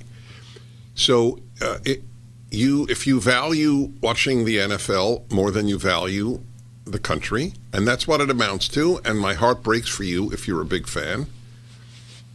I know the Living Martyr is a big sports fan, and he hates the NFL. I can't watch the NFL or the NBA. Even when it's on the TV in the restaurant that I'm in, I can't watch. I can watch hockey and I can watch baseball. Baseball has not gone as woke as football and the NBA. But they're bad. Yeah, baseball is bad too. What's baseball doing? Well, the All-Star game. Oh, the All-Star game thing was beyond belief. Beyond belief. Take the All-Star game away from Atlanta. And people in Atlanta will just continue to vote left. It's so fat. I lost my job. I lost a good chunk of my income because they took it away. Can you imagine that? You understand the obvious insult to black people, to any people of color? If we demand an ID, it's racist. What does that mean? That means that we on the left have such contempt for blacks, which I do believe deeply. Every leftist thinks blacks are inferior. Liberals don't, and conservatives don't. Leftists think blacks are inferior. Okay? Once you understand that, a lot of things become clear. Anyway, if you watch the NFL, you are feeding a nihilist force in American life. Same with NBA at this time. So I have some other suggestions for what can be on helmets. Would they be acceptable? How's this? The biggest problem in life is you. Imagine if a guy had that on his helmet. God wants you to be good, which is what ethical monotheism is. With the NFL, really, can you choose your message? There've got to be some people in the NFL who have common sense and who have some wisdom. These are wisdom sayings. Self-control is the key to happiness. How's that for a message on a helmet? Oh my God, the age in which we're living.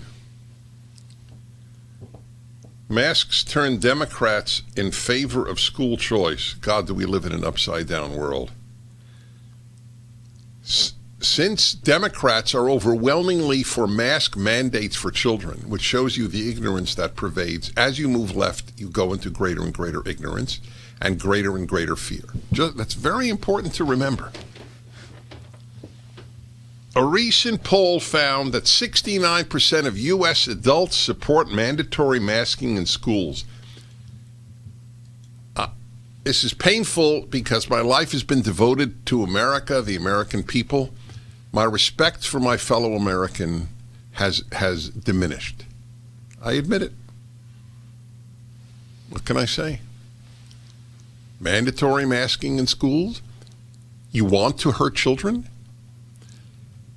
The ignorance of 69% of Americans with regard to masking children is the reason for their being in favor of masking children. And because they don't ask the most important question in life, is there any price paid? Whenever you buy something, you ask, what is the price? Why don't you ask, what is the price about every single thing you do in life? It's the most important question. What is the price? Want to get out of Afghanistan? What is the price for getting out of Afghanistan?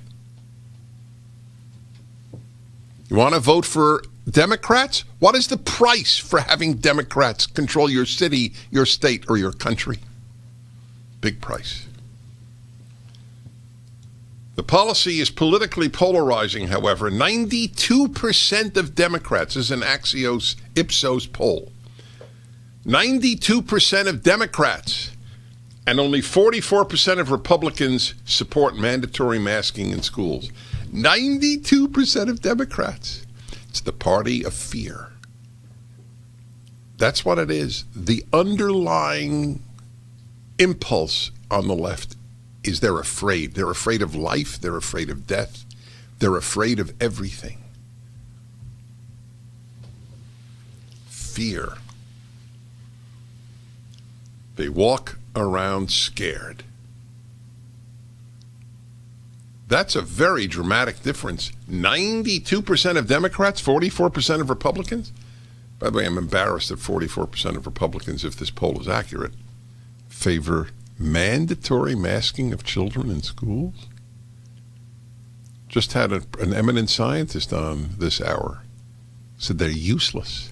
They're useless. So if they're useless, they're hurting children who need to see faces. The good news is from the Wall Street Journal, we might find some unity amid such division. A nationwide poll by Echelon Insights in August found 79% of respondents with an opinion support allowing families to take their children's taxpayer-provided education money to a private or homeschool if their public school does not mandate masks. All right, there you go. We're winning them over to school choice. Give parents the money, $15,000. Isn't that correct? Is that what we spend generally? $15,000 per kid? Give parents $15,000 and they must spend it on the education of their child. That's, I don't know how you enforce that. But would have to be mandatory. You know, if they go out and gamble the money away in a casino, that's not a good thing. Or buy drugs, or for that matter, just take a vacation to Hawaii. By the way, where do people in Hawaii vacation to? Back in a moment.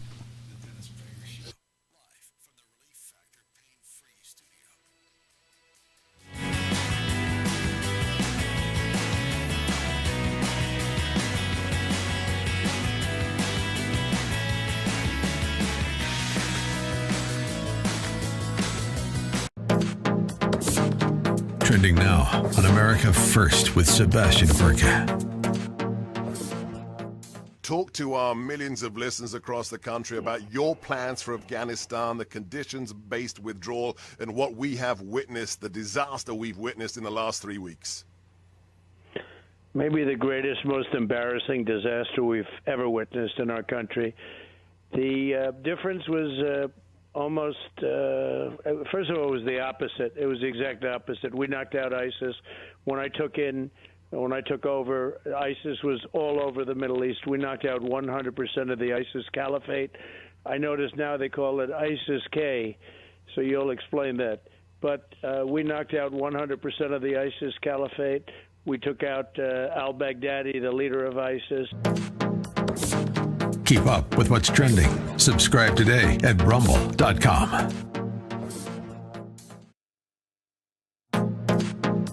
Trending now on the Hugh Hewitt Show. You know, General McMaster and Secretary Esper are blaming you for the Doha agreement. They're saying that you empowered them. What do you make of these criticisms from General McMaster, who was your second national security advisor, and Secretary Esper? Yeah. These are two guys, you know, I had great people in my administration, but those two were stiffs. McMaster was not a smart guy. All he liked doing was talking to the press, and I rarely listened to him, and then ultimately fired him. And Jesper, I called him Jesper because all he did was say yes. Jesper was like a little boy. All he did was say yes. No matter what you asked him, he was a lightweight. And honestly, should not have been in that position. We were rushed because there was a difficulty with a good man who was in there prior to him. He had some family difficulty. And I gave Jesper a try and put him in there for a short period of time. He didn't have what it takes. The men didn't respond. The men and women, the people within the military, did not respect him. And McMaster, all he did was like to write things and write books and complain, and he wasn't a smart person. Just so you understand, they're complaining about the agreement that I just talked about with you, which had strong conditions. And when the reason, as an example, I wanted to be out as soon as possible. We had to get out strong with all our equipment and no death. The reason nobody was killed in the last 18 months was because of what we did. Beyond the agreement was because of the relationship I developed with the leaders, and in particular with Abdul. Keep up with what's trending. Subscribe on YouTube and at rumble.com.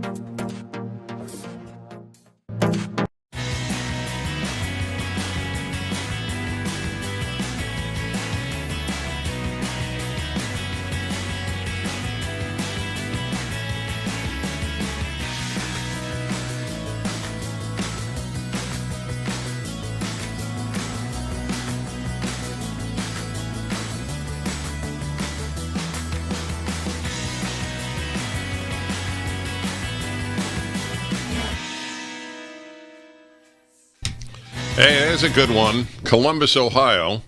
Indigenous Peoples, Ohio. Tim, a suggestion for a message on a helmet. Maybe I'll do a column just of that. What we really should have on NFL helmets. Here's a good one. Marry the mother of your child. I want to tell you, Tim, I'm going to talk to Tim. Tim, in Columbus, you have, I want you to understand an achievement that you have been able to engage in. You made the living martyr laugh. That's she's nice on the phone. So. What? What did you say? She was, so whoever answered the phone, that's her. She was nice on the phone. She was real nice to me. So, yeah. No. But nice I'm talking chat. about the living martyr. You made the living. Nobody makes the living martyr laugh. Tim, this is a moment that we will cherish. You. In fact, Triple G just put on a mask. He didn't want me to see him laughing out loud. I think that's great, folks. Here's a great thing. Send me your suggestion. It should be, how many words? Like, it should be under 5 words, right? 5 or less. Marry the mother of your child. Six was okay. Marry the mother of your child. Oh, my God. Oh.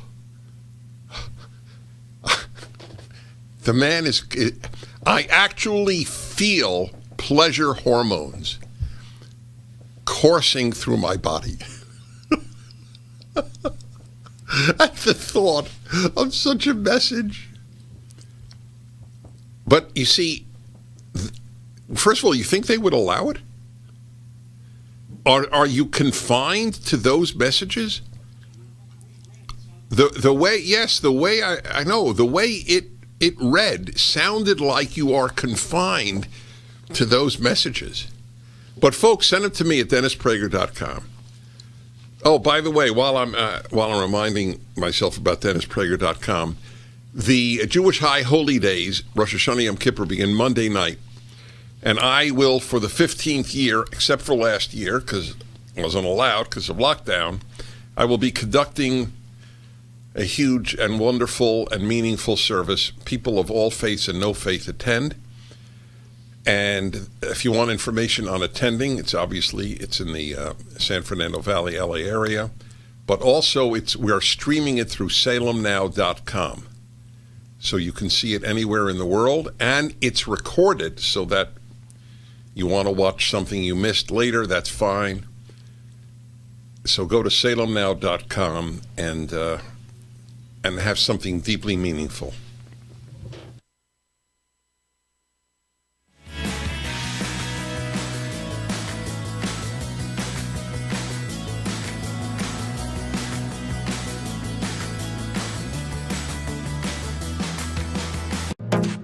Trending now on the Charlie Kirk Show. How is it possible that Joe Biden let this happen? Was this intentional? Did he want our enemies to have it? It's hard to believe that incompetence could possibly let this happen. Jake Sullivan, the highly unimpressive person who's never done anything useful in his life, says we don't have a complete picture, obviously, of where every article of defense materials has gone, but certainly a fair amount of it has fallen into the hands of the Taliban. And obviously, we don't have a sense that we're going to be ready to hand it over to us at the airport. The Taliban now has the 26th largest air force in the world with 0 pilots. 600,000 weapons, 75,000 vehicles, 200 total aircraft, and $85 billion in total weapons. 110 helicopters, 60 transportation cargo airplanes, 20 light attack airplanes, and 18 intelligence, reconnaissance, and surveillance airplanes.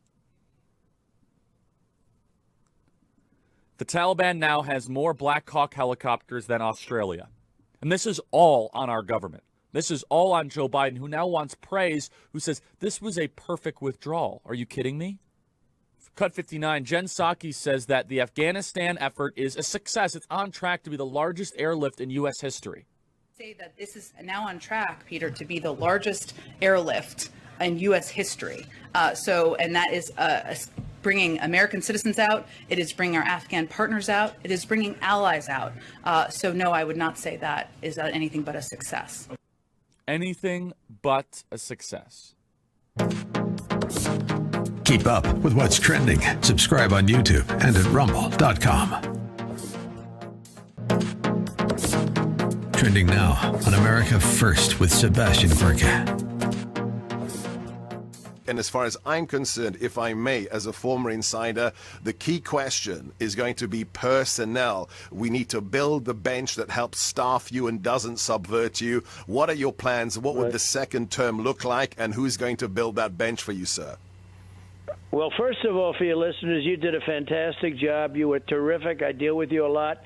And I dealt with you after you went out and made a fortune. I hope you're making a fortune anyway, but I think you are based on your ratings. But I dealt with you a lot, and that's why I do your show, and I don't do a lot of other shows. I do people that I respect and people that have been fair, and you've been really, I congratulate you. But you were very important, and the great job that you did. You have a knowledge. I heard the word strategist mentioned in the opening, that you were a strategist, and that's really what Biden needs. He needs somebody to help him because our country is embarrassed. Our country has never been embarrassed like they are right now. In the speech in Alabama, where we had a massive crowd, they say 68,000 people showed up in the rain. It was rain and thunder. And I had the idea the morning of, this was Saturday, the morning of, put up the General Patton, the opening monologue that he does in the movie Patton, which I don't know if it got the Academy Award or very close. And I think George C. Scott did get the Academy Award. But we put up the opening monologue, and I said, that is not a woke general, but it's a general that knows how to win. And we have guys that are more interested in things that have nothing to do with our military. It's really what's going on now is crazy with our whole country. What they're doing now to our country is absolutely frightening. Keep up with what's trending. Subscribe today at rumble.com. Trending now on The Mike Gallagher Show. I would say that this is now on track, Peter, to be the largest airlift in U.S. history. And that is bringing American citizens out. It is bringing our Afghan partners out. It is bringing allies out. So no, I would not say that is anything but a success. Okay. As the kids would say, OMG. Yeah, we have an extensive vetting process. Sure we do. I've been to the border, lady. No, you don't. No, you don't. But again, back to Kamala Harris. There she is trying to escape this mess by hiding out in Singapore. But there are reporters there, too. To that end, we have seen a successful drawdown of the embassy. Keep up with what's trending. Subscribe on YouTube and at rumble.com.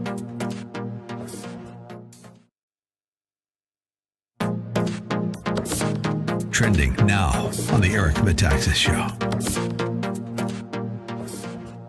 This is the left, and we've heard this so many times, that the word is fluid for the Constitution. Oh, it's fluid, it changes in meaning, so there's no real specific definition. Well, that's not true.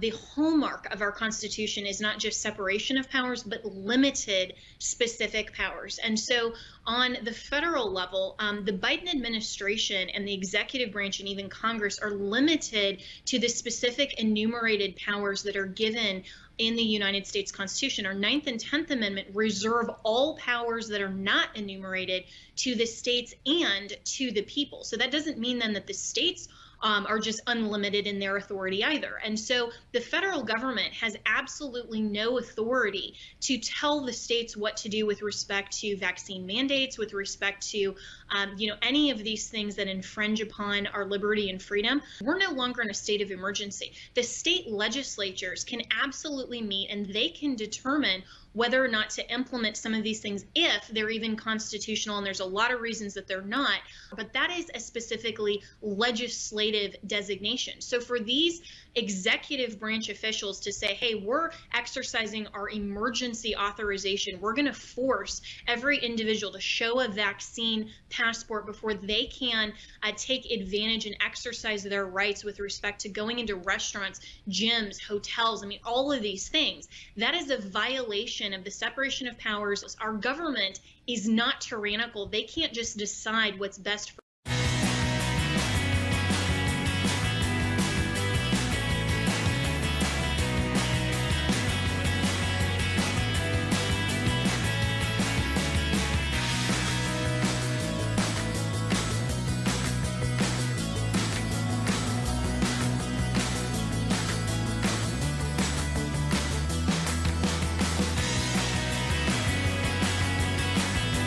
da dee da da da.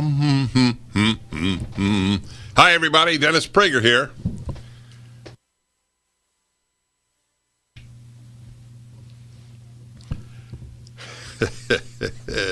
Good to be with you, my friends, on this live show.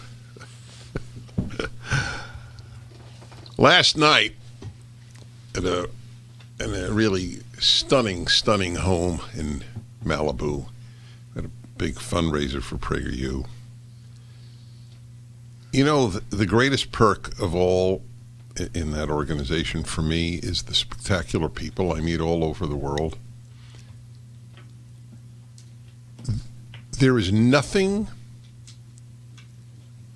I can't think of anything as inspiring and strengthening as meeting good people. It's such a huge issue, and I've always known it. I was blessed at a very early age with the pursuit of wisdom. It's just in my nature. I thought about big issues, ultimate issues, as I call it, from a very early age. I would say from freshman in high school. And at a very early age, I decided, I used the term, to be a good people collector. And I like collecting. I like collecting baseball cards. I like collecting good fountain pens. I'm a collector to a certain extent. Not obsessively, but I am obsessive about collecting good people. What I call kindred spirits, the importance of having them. And so last night was an example of these people, some of them very prominent in their fields. That I'm just mentioning that in passing, but it was the combination of they were winners who were good. I don't mean super rich, some were, but that's not what I mean by winner.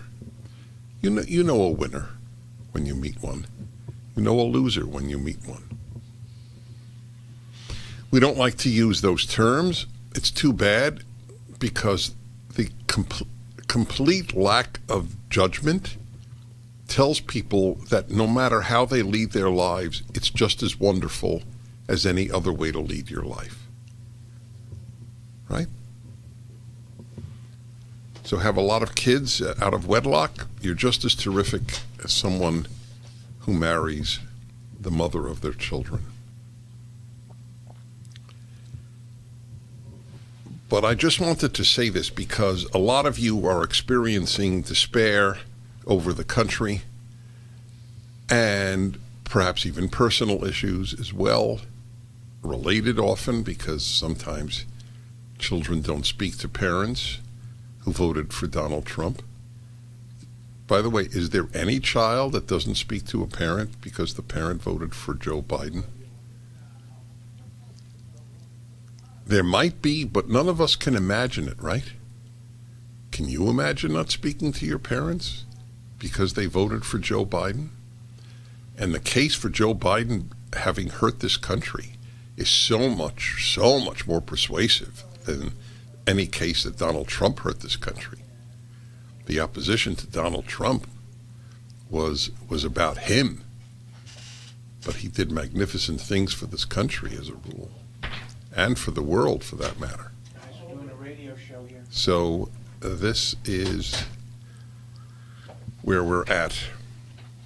If you are in despair, you must find kindred spirits. I know how important a role that plays in my own life. Anyway, I wanted to share that with you because it's so important. Guess what? The spectacularly vicious anti-American administration, Democratic administration, and it wouldn't matter if Joe Biden is incompetent and a crook, but even if you had a competent non-crook as president, it wouldn't matter if the person's a Democrat. I am never fixated on the individual. I'm fixated on the ideology. Democrats are ruining the United States of America. Everywhere they are in power, they hurt people. And people vote for them. Right? Defund the police.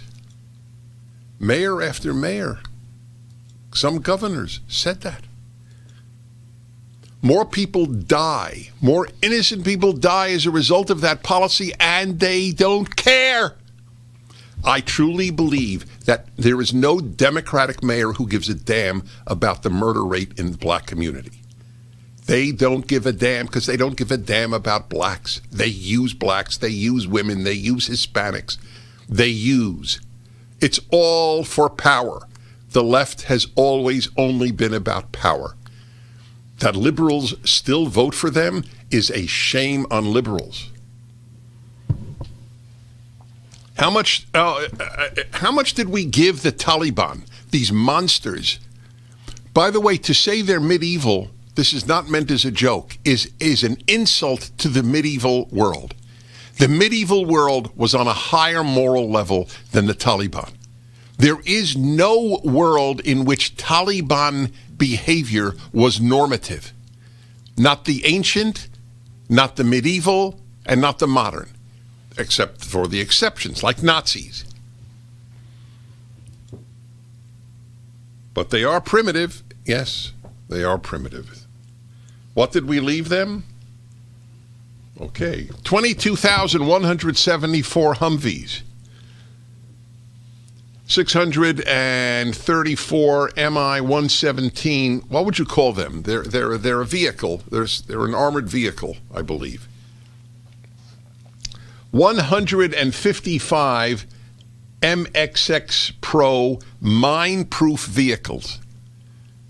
Mine-proof, 155 mine-proof vehicles.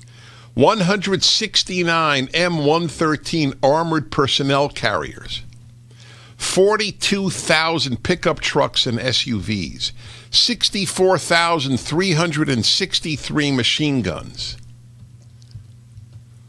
8,000 trucks, 162,043 radios, 16,035 night vision goggles, 358,530 assault rifles, 126,295 pistols, and 176 artillery pieces. Then we go to aircraft.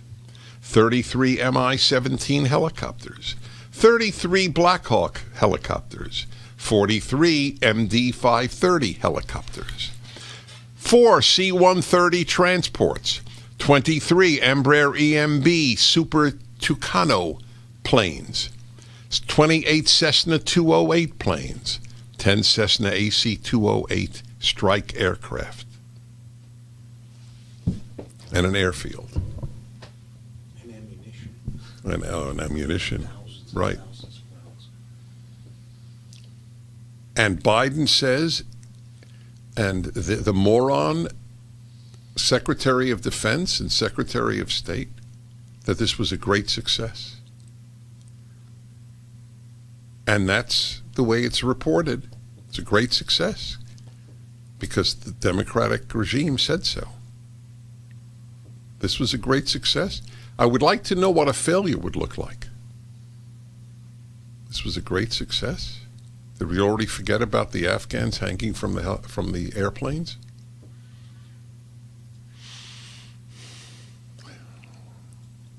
But we are bringing in over 100,000 people randomly while leaving behind people who actually help the country.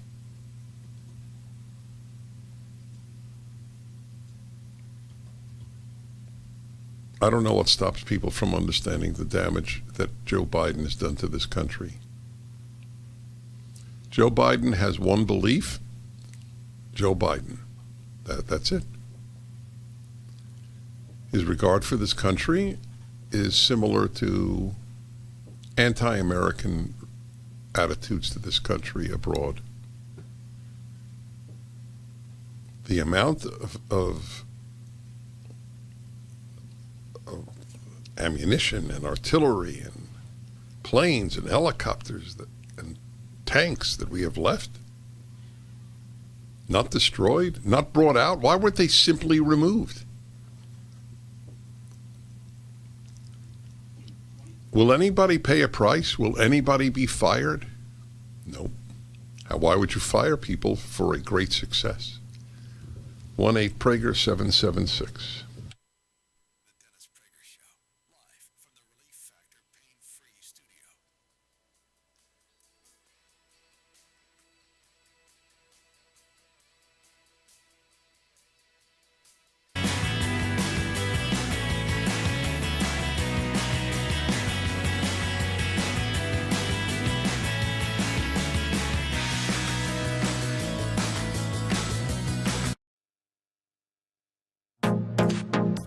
Trending now on the Hugh Hewitt Show. Whoever in the White House decided it would be a good idea to try and get everyone out by September 11th, 2021, and thinking that that would be some positive PR win for the United States should be fired, because that's a huge, huge propaganda win for the Taliban. And now it's also put us in the practical position on the ground of being entirely dependent on the largesse of the Taliban to get our people out. And I guarantee you, we're going to leave thousands of people behind. And that's unacceptable for the United States of America. Congressman Gallagher, I'd like to point to two lies. The first lie is that we were obliged to leave by May 1. The Taliban broke the agreement at least as early as March, when they attacked forward operating base Chapman and wounded 7 Americans. So they violated the agreement.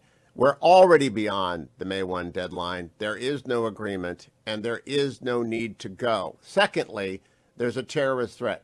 Every American who's been in Afghanistan, including you, has been under a terrorist threat whenever they have been there. We've got 6,000 of our finest Marines in the 101st Airborne. I know I don't want any of them hurt either. But what do you make of those two arguments that we've already extended the deadline and we're under a terrorist threat? Well, of course, the Doha agreement was conditions-based, and one of the conditions was that the Taliban not allow al-Qaeda to operate from their territory, and of course they did. I believe even the UN pointed that out at one point, and if you don't think that's true, then there's evidence in the form of the fact that we've killed al-Qaeda operatives on Afghanistan soil. Keep up with what's trending. Subscribe on YouTube and at rumble.com. Trending now on the Charlie Kirk Show. Afghanistan continues to be a mess, and Americans are stranded in Afghanistan, and our government is uncertain what to do. We have some exclusive frontline updates from Afghanistan to share with you, including how private contractors and private citizens are stepping up and doing the job that our government refuses to do. And also, we're going to go into great detail all of the weapons that we have left behind in Afghanistan. And it's not just bullets and guns. It is some of the most sophisticated, top-level weaponry. We're going to get into all of that and the cost associated with it. Keep up with what's trending.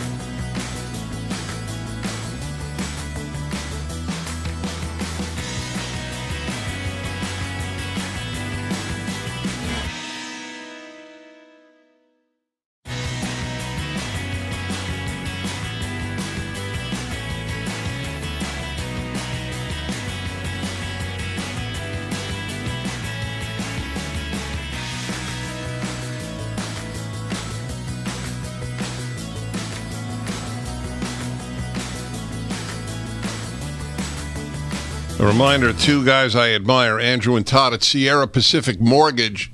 You should be, given the rates at their historic lows, mortgage rates, interest rates, if you are thinking of a refi or a new purchase, a cash out refi, even reverse mortgage.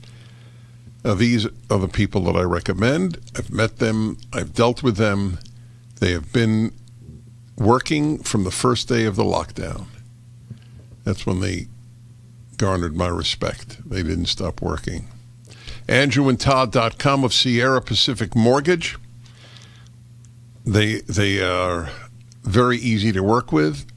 There's no obligation if you contact them, AndrewandTodd.com, or call them at 888-888-1172, 888-888-1172, AndrewandTodd.com, Sierra Pacific Mortgage. I'm Dennis Prager.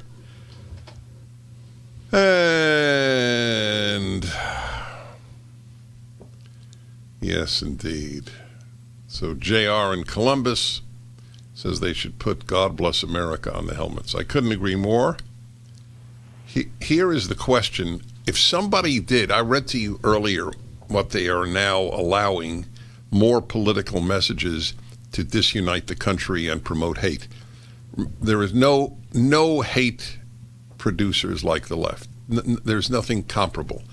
You have to go to crackpot tiny groups on some extreme end of the right to match anything approaching the hatred that comes from the left. They announce it. They hate whites, just as an example. That's allowed. Apropos of this, but not directly related, have you ever thought about this? You know, Larry Elder, whom I'm going to have on the next segment, if it works out, he's inundated with press from all over the world. But Larry Elder is attacked for being misogynist. What does that mean? A hater of women, which is as accurate as his being the black face of white supremacy. These are the things that are said about him, because the left smears, they don't debate. But apropos of that, what did he say? He actually, it was about 10 years ago, I think, or 20 years ago. 20 years ago? 20 years ago in a column. He cited data from some university studies that asked men and women questions about current events, found that women did not know as much as men did. Obviously, on average, there are women who know 10 times more than men, obviously. But on average, men knew more about current events, facts, than women did. So he's called misogynist for saying that. So if you say men are rapists, men are this, men are that, you know, anything you want to say about men is fine.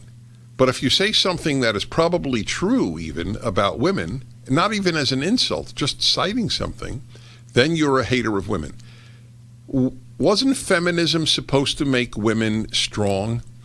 So here's another example of truth being the opposite of the giant lies that people believe. People believe feminism has strengthened women. Feminism has weakened women. My mother and grandmother were much stronger than the average woman today. Women have learned to be weak, to be victims. My mother didn't see herself as a victim. My mother was groped, a whole host of stories that we were told in the family. My mother didn't walk around thinking she's a victim. My mother thought she was the strongest woman in the world. In some ways, she certainly was. She ran a 400-bed nursing home. Not to mention put up with my father. That was a joke, but it's somewhat of a joke. My father was a great man. He really was. But I don't know if he was the easiest man in the world to live with. Anyway, she adored him and he adored her. They were married 69 years. But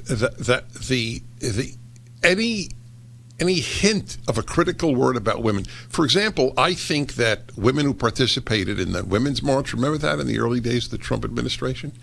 With the pussy hat thing? These women are not strong. These women are weak. That they think they're oppressed in America and needed to march for women is a function of boredom and need for a movement, need for a cause, need to fill an empty soul. But feminism has not made women stronger, it has made women weaker. Say anything and it's a hostile work environment. Whatever you'll say about that, it certainly doesn't represent, exemplify a strong individual. To hear something and just be shattered. Okay, just thought I would say that. And Paul, Woodland Hills, California. Hello. Hi. Uh-oh. Dennis? Yeah. Hi. Can you hear me? I do. I can. Somehow we have a bad connection. We have, well, or maybe on your part, I hear you fine. Okay, well, my call is about, first of all, I want to thank you. I almost fell out of my chair today. You actually called Democrats the enemy. I'm so happy. This is my third call to you about this subject. I want you to keep up the good work. Please stop using the word leftist. Democrats are the enemy, and we've got to be able to win. Right, but the reason that the Democrats are the enemy of the West and of America is because they're leftists, not because they're Democrats. So that is the reason. The left ruins everything it touches. It's ruined the Democratic Party. The Democratic Party is not the same party as when I was a kid. Henry Jackson, you should all look him up because he's not well known today. Scoop Jackson, that was his nickname. One of the greatest Americans of my lifetime was a Democrat. And so was, what was the senator from New York? Oh, God. Names has always been my Achilles heel. Anyway, there was a wonderful, wonderful, brilliant man who was an academic as well. His name will come to me later. And he was a Democrat. They were terrific Democrats. These people loved this country. They were liberals. Wrong on some issues, in my opinion, but good people can differ. They weren't leftist. They became leftist. So if we don't identify the left, anyway, is it Democrats that have ruined universities? No, it's the left that has ruined universities. The professors and the deans and the presidents who have destroyed colleges, nearly every one of which are worthless today, were destroyed because they're leftists, not because they're Democrats. So that's the reason that I speak about the left, so people will understand the origins of the problem. All right. Hopefully we'll have Larry Elder on. If not, I'll take your calls and much more coming up.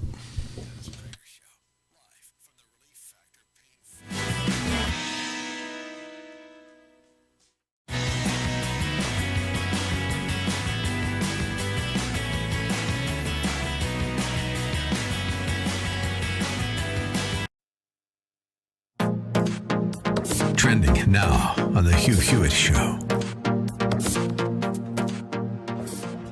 You know, General McMaster and Secretary Esper are blaming you for the Doha agreement. They're saying that you empowered them. What do you make of these criticisms from General McMaster, who was your second national security advisor, and Secretary Esper? Yeah, these are two guys. You know, I had great people in my administration, but those two were stiffs. McMaster was not a smart guy. All he liked doing was talking to the press, and I rarely listened to him, and then ultimately fired him. And Jesper, I called him Jesper because all he did was say yes. Jesper was like a little boy. All he did was say yes. No matter what you asked him, he was a lightweight.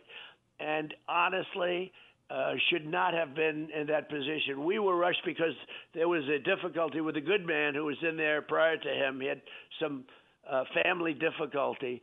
And I gave Jesper a try and put him in there for a short period of time. He didn't have what it takes. The men didn't respond. The men and women, the people within the military, did not respect him. And McMaster, all he did was like to write things and write books and complain, and he wasn't a smart person. Just so you understand, they're complaining about the agreement that I just talked about with you, which had strong conditions. And when the reason, as an example, I wanted to be out as soon as possible. We had to get out strong with all our equipment and no death. The reason nobody was killed in the last 18 months was because of what we did. Beyond the agreement was because of the relationship I developed with the leaders, and in particular with Abdul. Keep up with what's trending. Subscribe on YouTube and at rumble.com. Trending now on the Charlie Kirk Show. Afghanistan continues to be a mess, and Americans are stranded in Afghanistan, and our government is uncertain what to do. We have some exclusive frontline updates from Afghanistan to share with you, including how private contractors and private citizens are stepping up and doing the job that our government refuses to do. And also, we're going to go into great detail all of the weapons that we have left behind in Afghanistan. And it's not just bullets and guns. It is some of the most sophisticated, top-level weaponry. We're going to get into all of that and the cost associated with it. Keep up with what's trending. Subscribe on YouTube and at rumble.com.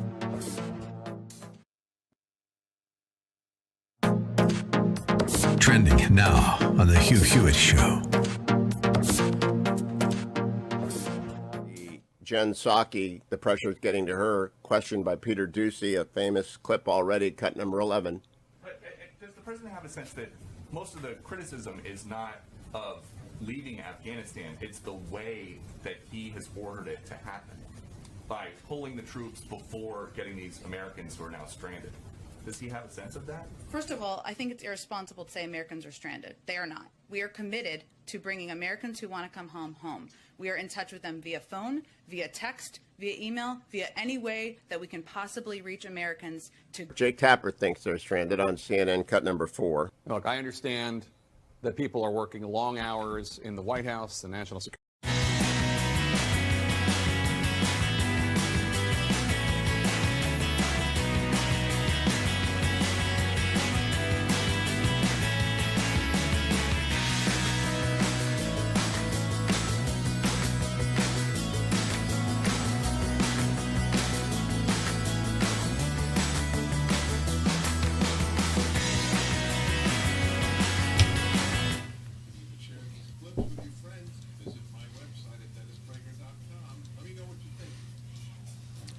Hi, everybody. I'm Dennis Prager.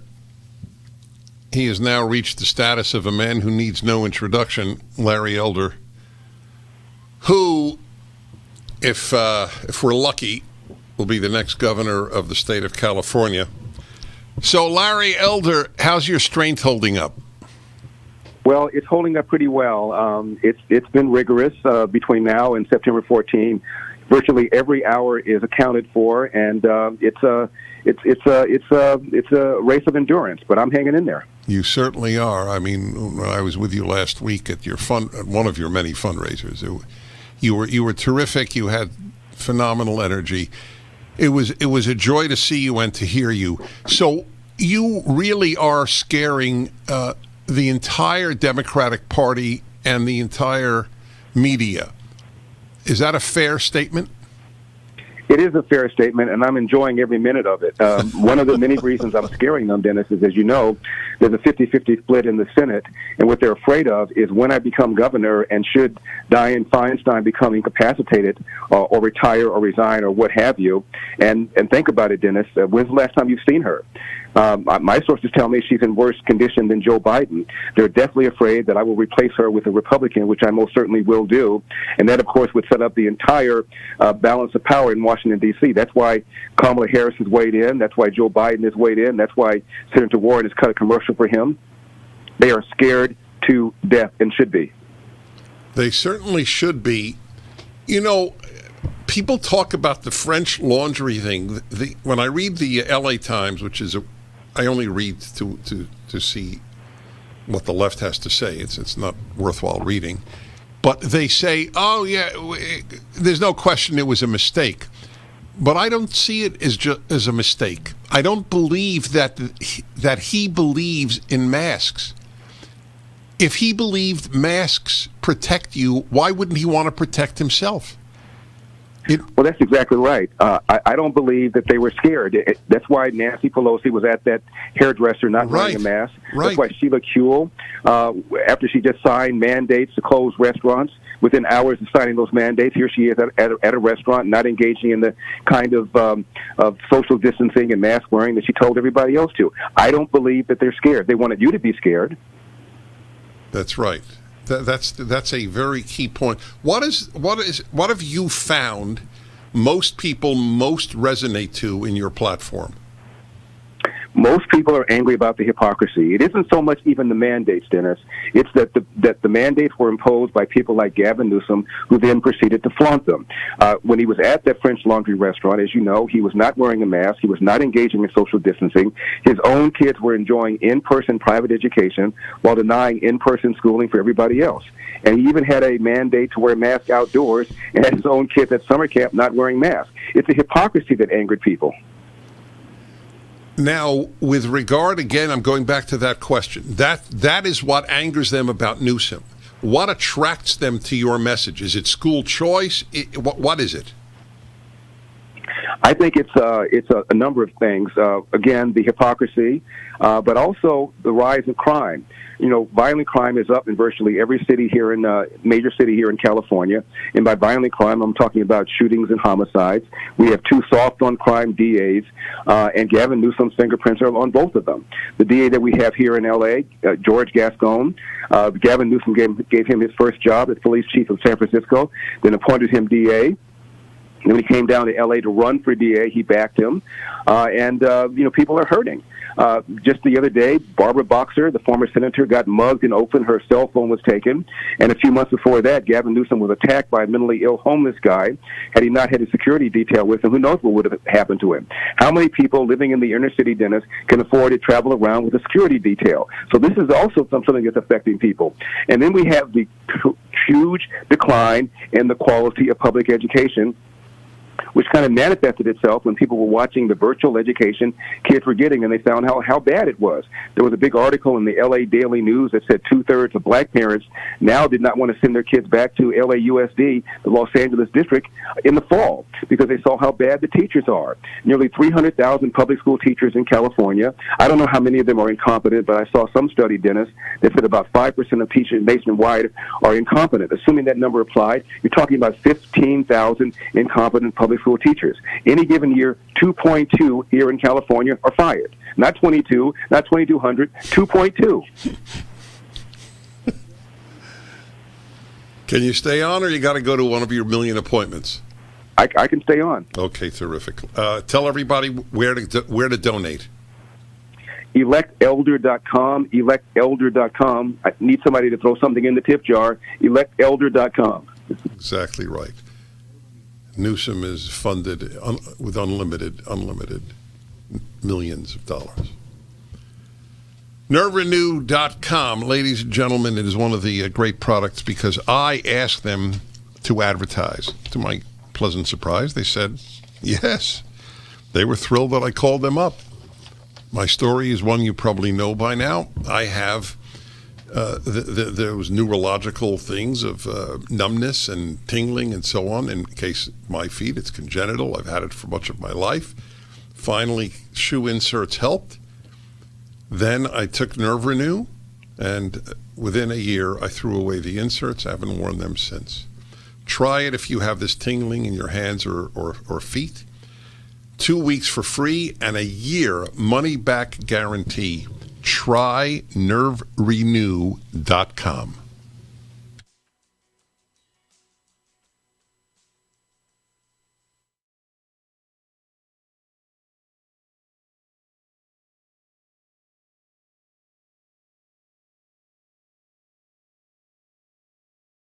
Tired of commercials screaming at you to buy gold now with inflated promises on future values? In an unregulated industry, you need honest, real experts to give you solid advice to protect your wealth and top picks on the best coins and bullion based on real-time data and historical trends. For example, as environmental policy becomes a hot topic, one precious metal that's been significantly undervalued for years is potentially set to surge. Nick Grovich, owner of AmFed Coin and Bullion, has long recommended this precious metal. Up to 600,000 ounces of this rare metal will be needed by 2030 to produce green hydrogen. Nick is doubling down on this pick, and you should too. Call Nick at AmFed Coin and Bullion to find out more. I've been friends with Nick for years, and he's my go-to guy when it comes to coins and bullion. I trust him. He is a good and very knowledgeable man. Call Nick at 800-221-7694, 800-221-7694, AmericanFederal.com, AmericanFederal.com. Not one mistake. Trending now on The Larry Elder Show. I want you to understand that we're dealing with wokesters in the White House, where the rest of the world is trying to build warriors. Our American soldiers, of no fault of their own, Our leadership is, we just have bad leadership. It's as simple as that. And our leadership is trying to build wokesters while the rest of the world is trying to build warriors, because places like China, places like Russia, perhaps now even Afghanistan, obviously they don't have the resources to do so. But these other places want to be number one, China specifically. So while they're looking to build their militaries and to strengthen their militaries, we're looking to brainwash ours. And it's a sad commentary, but I want you to understand what we're dealing with. If we can't count on the Biden-Harris administration to conduct even a safe and orderly troop withdrawal, or leave just a small residual amount of troops behind to keep the country stabilized, what else can we not count on from the Biden administration? Look at our open borders. Do you really believe that the Biden administration will be able to fix the borders, perhaps even wants to fix the borders? I don't even believe they want to fix the borders, frankly. I don't think there's any doubt about it that the vast majority.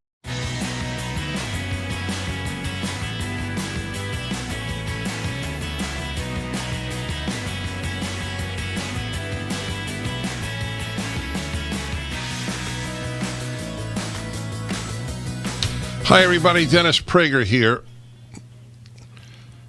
Truly a counter to the left-wing destruction can take place in California in 2 weeks with the recall of Gavin Newsom, the completely destructive governor of California, and then voting in Larry Elder, who is honest, courageous, brilliant, capable, and has terrific values. I know Larry Elder, I'm happy to say, for many decades. So what I said, it comes from knowledge of this man. Larry, one of the columnists in the LA Times said that you were the black face of white supremacy. So I'm curious. I've been thinking about that a lot. My suspicion is, in an odd way, perhaps, or even not odd, I actually think that backfires and helps you. I agree. I think it's become so ludicrous. It shows how desperate they are, virtually anything at all, to take away from this man's record. I was having an interview yesterday with a black radio host. I didn't know him. And the interview got very contentious. It got very combative. And I said to him, are you okay with the fact that 75% of black boys cannot read at state levels of proficiency? Are you okay that 2/3 of black parents say they don't want to send their kids back to the district in the fall? Is that okay with you? Is that okay with you that half of all third graders cannot read at state levels of proficiency and the math scores are even worse, and I'm the bad guy? I said, are you okay with stepping over homeless people?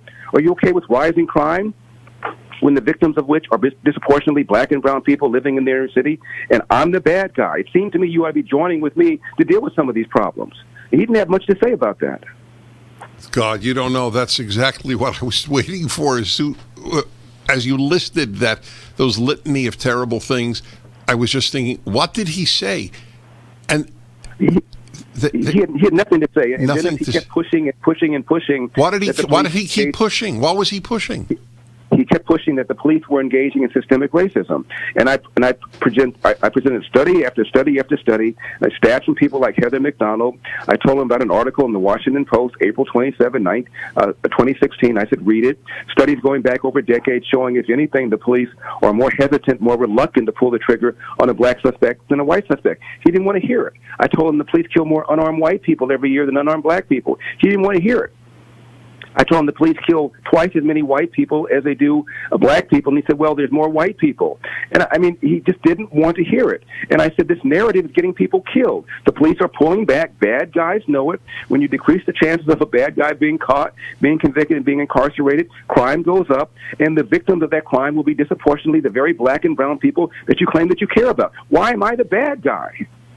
Look, I am so confident in your ability to persuade people that no matter how contentious it might have been, I'm thrilled that he had you on his show. Has the black media ignored you largely? I can't say that, but people like Tavis Smiley, I was on his show. It was a contentious interview. I'm not very impressed with his ability to express himself with his brain, but it was very contentious. I mean, this is the guy who once said Ronald Reagan tortured people, and when I explained to Tavis Smiley years ago that under Ronald Reagan, the black adult unemployment rate fell faster than did the white adult unemployment rate. The black teenage rate fell faster than the white teenage rate of unemployment. He didn't want to hear it. He told me that I had the wrong stats. He would get them on my desk on Monday. That was probably 15 years ago. Well, he didn't say which Monday. Well, that's true. And, of course, the quality of our mail system, you never know. But honestly, Dennis, he didn't want to hear it. Don't confuse me with the facts.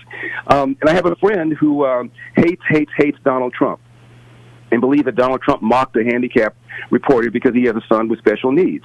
And I sent him a long letter showing that this gesture that Donald Trump uses is a gesture that Donald Trump uses to mock himself. And furthermore, the reporter he supposedly mocked doesn't gesture like that. He has an atrophied arm, but he doesn't gesture like that. And my friend didn't want to hear it. And he was brilliant. My friend had a perfect score on his SAT test, Dennis. And I realized he did not want to unhate Donald Trump. So people don't want to unhate Larry Elder. They don't care about these kinds of stats. They have a point of view. They're going to stick to it, and don't confuse me with the information. It's amazing. I covered the story of you and your, I'll prove it to you, 37 years, correct? Correct. Yep. I almost memorized that story about you and your close friend, and that it was over an issue about which you are 100% right. I studied it avidly. I believed, which was a big mistake of mine, you should never believe the New York Times, but I believed them that he had mocked a disabled man and chalked it up to another sad flaw in an otherwise terrific president. And it turns out he didn't do that. You were 100% right on the facts. If facts mattered, there would be no Democrats in office. Well, it's all emotion. It's all anger. And again, this unwillingness to hear the information, the willingness to believe the worst possible things, and that's one of the reasons why we have this ridiculous phenomenon of critical race theory, teaching little kids, little white kids that they're oppressors, teaching little black kids that they're victims. And I believe, Dennis, it's because of the fear of how the black vote is going. In 2016, Donald Trump got 8% of the black vote by arguing, what do you have to lose? That was up from 6% 4 years earlier when Obama was running for re-election. And in 2020, Donald Trump got 12% of the black vote. That's a 50% increase in 4 years' time. So it's going in the wrong direction. So now all of a sudden we're doubling down on how systemically racist America is. And you, the black face of white supremacy. I know you about 30 years, and I never. How did I miss that? Well, Dennis, I guess you just weren't paying attention. I worked hard for that title. All right, so let's talk money. Okay. How much has Newsom raised? He's raised $50 million so far. It is estimated that he's going to raise and spend about $75 million from the usual suspects, the teachers union, the public sector union, Hollywood, and big tech. I'm going to be outspent by a factor of probably 10 to 1. But you can use money, correct? It's not. You're not limited. Well, I'm limited on the campaign side. It's a little complicated, and I've already hit my limit on the campaign side. But we have a special recall committee into which people can put an unlimited amount of money. Dennis, where should they give money? I know you have a lot of millionaires and billionaires listening to you, so tell them to go to electelder.com. Go to electelder.com. Larry, you are a gift to this country.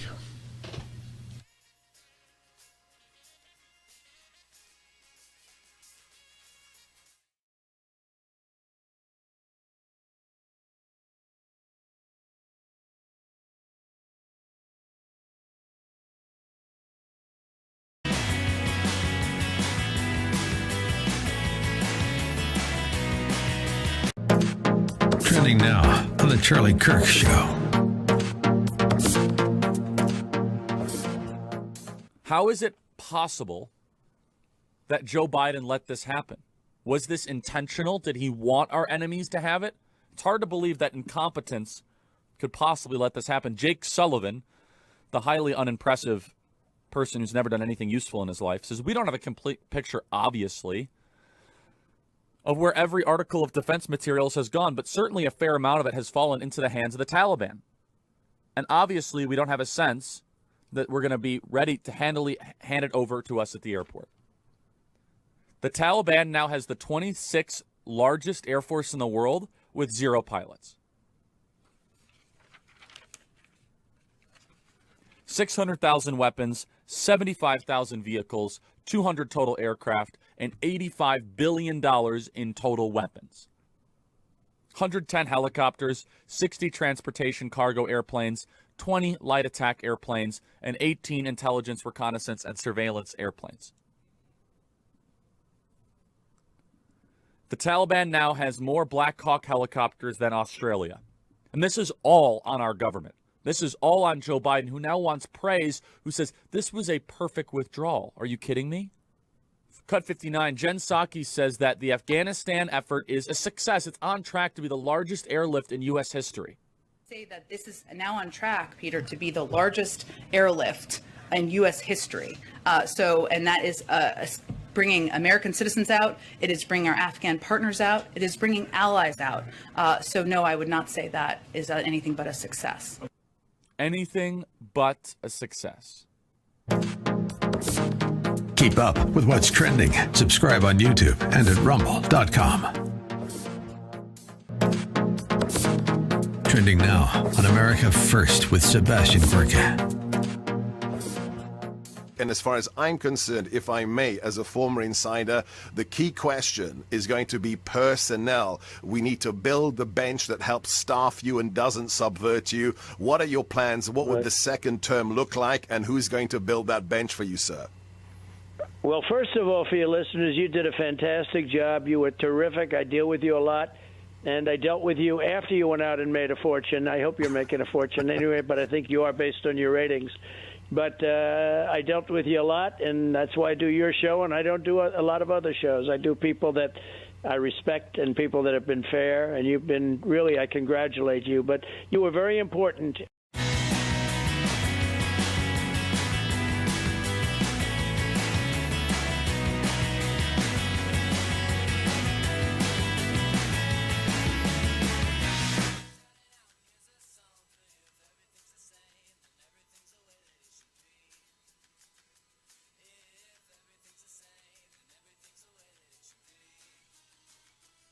I'm Dennis Prager.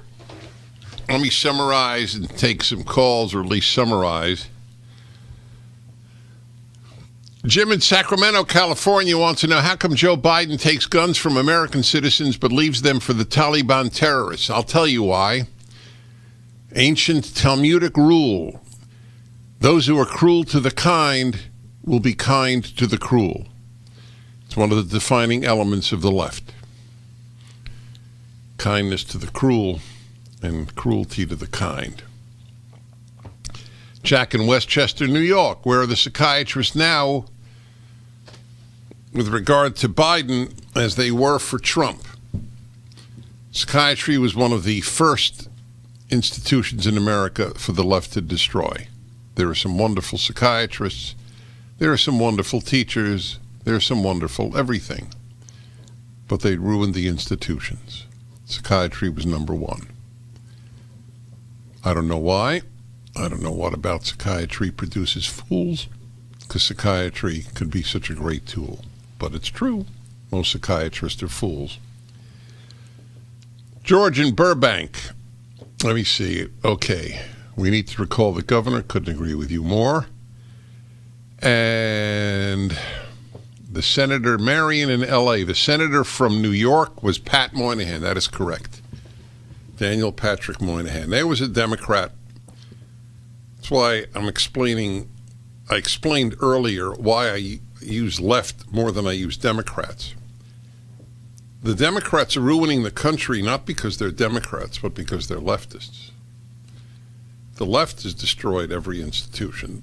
The left is destroying your schools, not the Democratic Party. I mean, they're all Democrats, but that's beside the point. Anyway, just wanted to explain. There were some terrific Democrats in my lifetime. Daniel Patrick Moynihan was one of them. The odds are Daniel Patrick Moynihan would have left the party. I think Henry Jackson would have left the party. I think John F. Kennedy would have left the party. And that is what has happened to that party. I mean, it was always a bad party. I mean, there were some terrific people in it. Now there are no terrific people in it. I don't mean your cousin Jerry, who might be a terrific person and a Democrat. I'm talking about representatives and senators and the federal government and so on. My friends, we are in the battle of not just of our lifetime, of America's lifetime.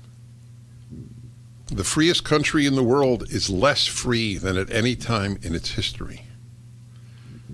That's very serious stuff that is going on. It's happening all over the West.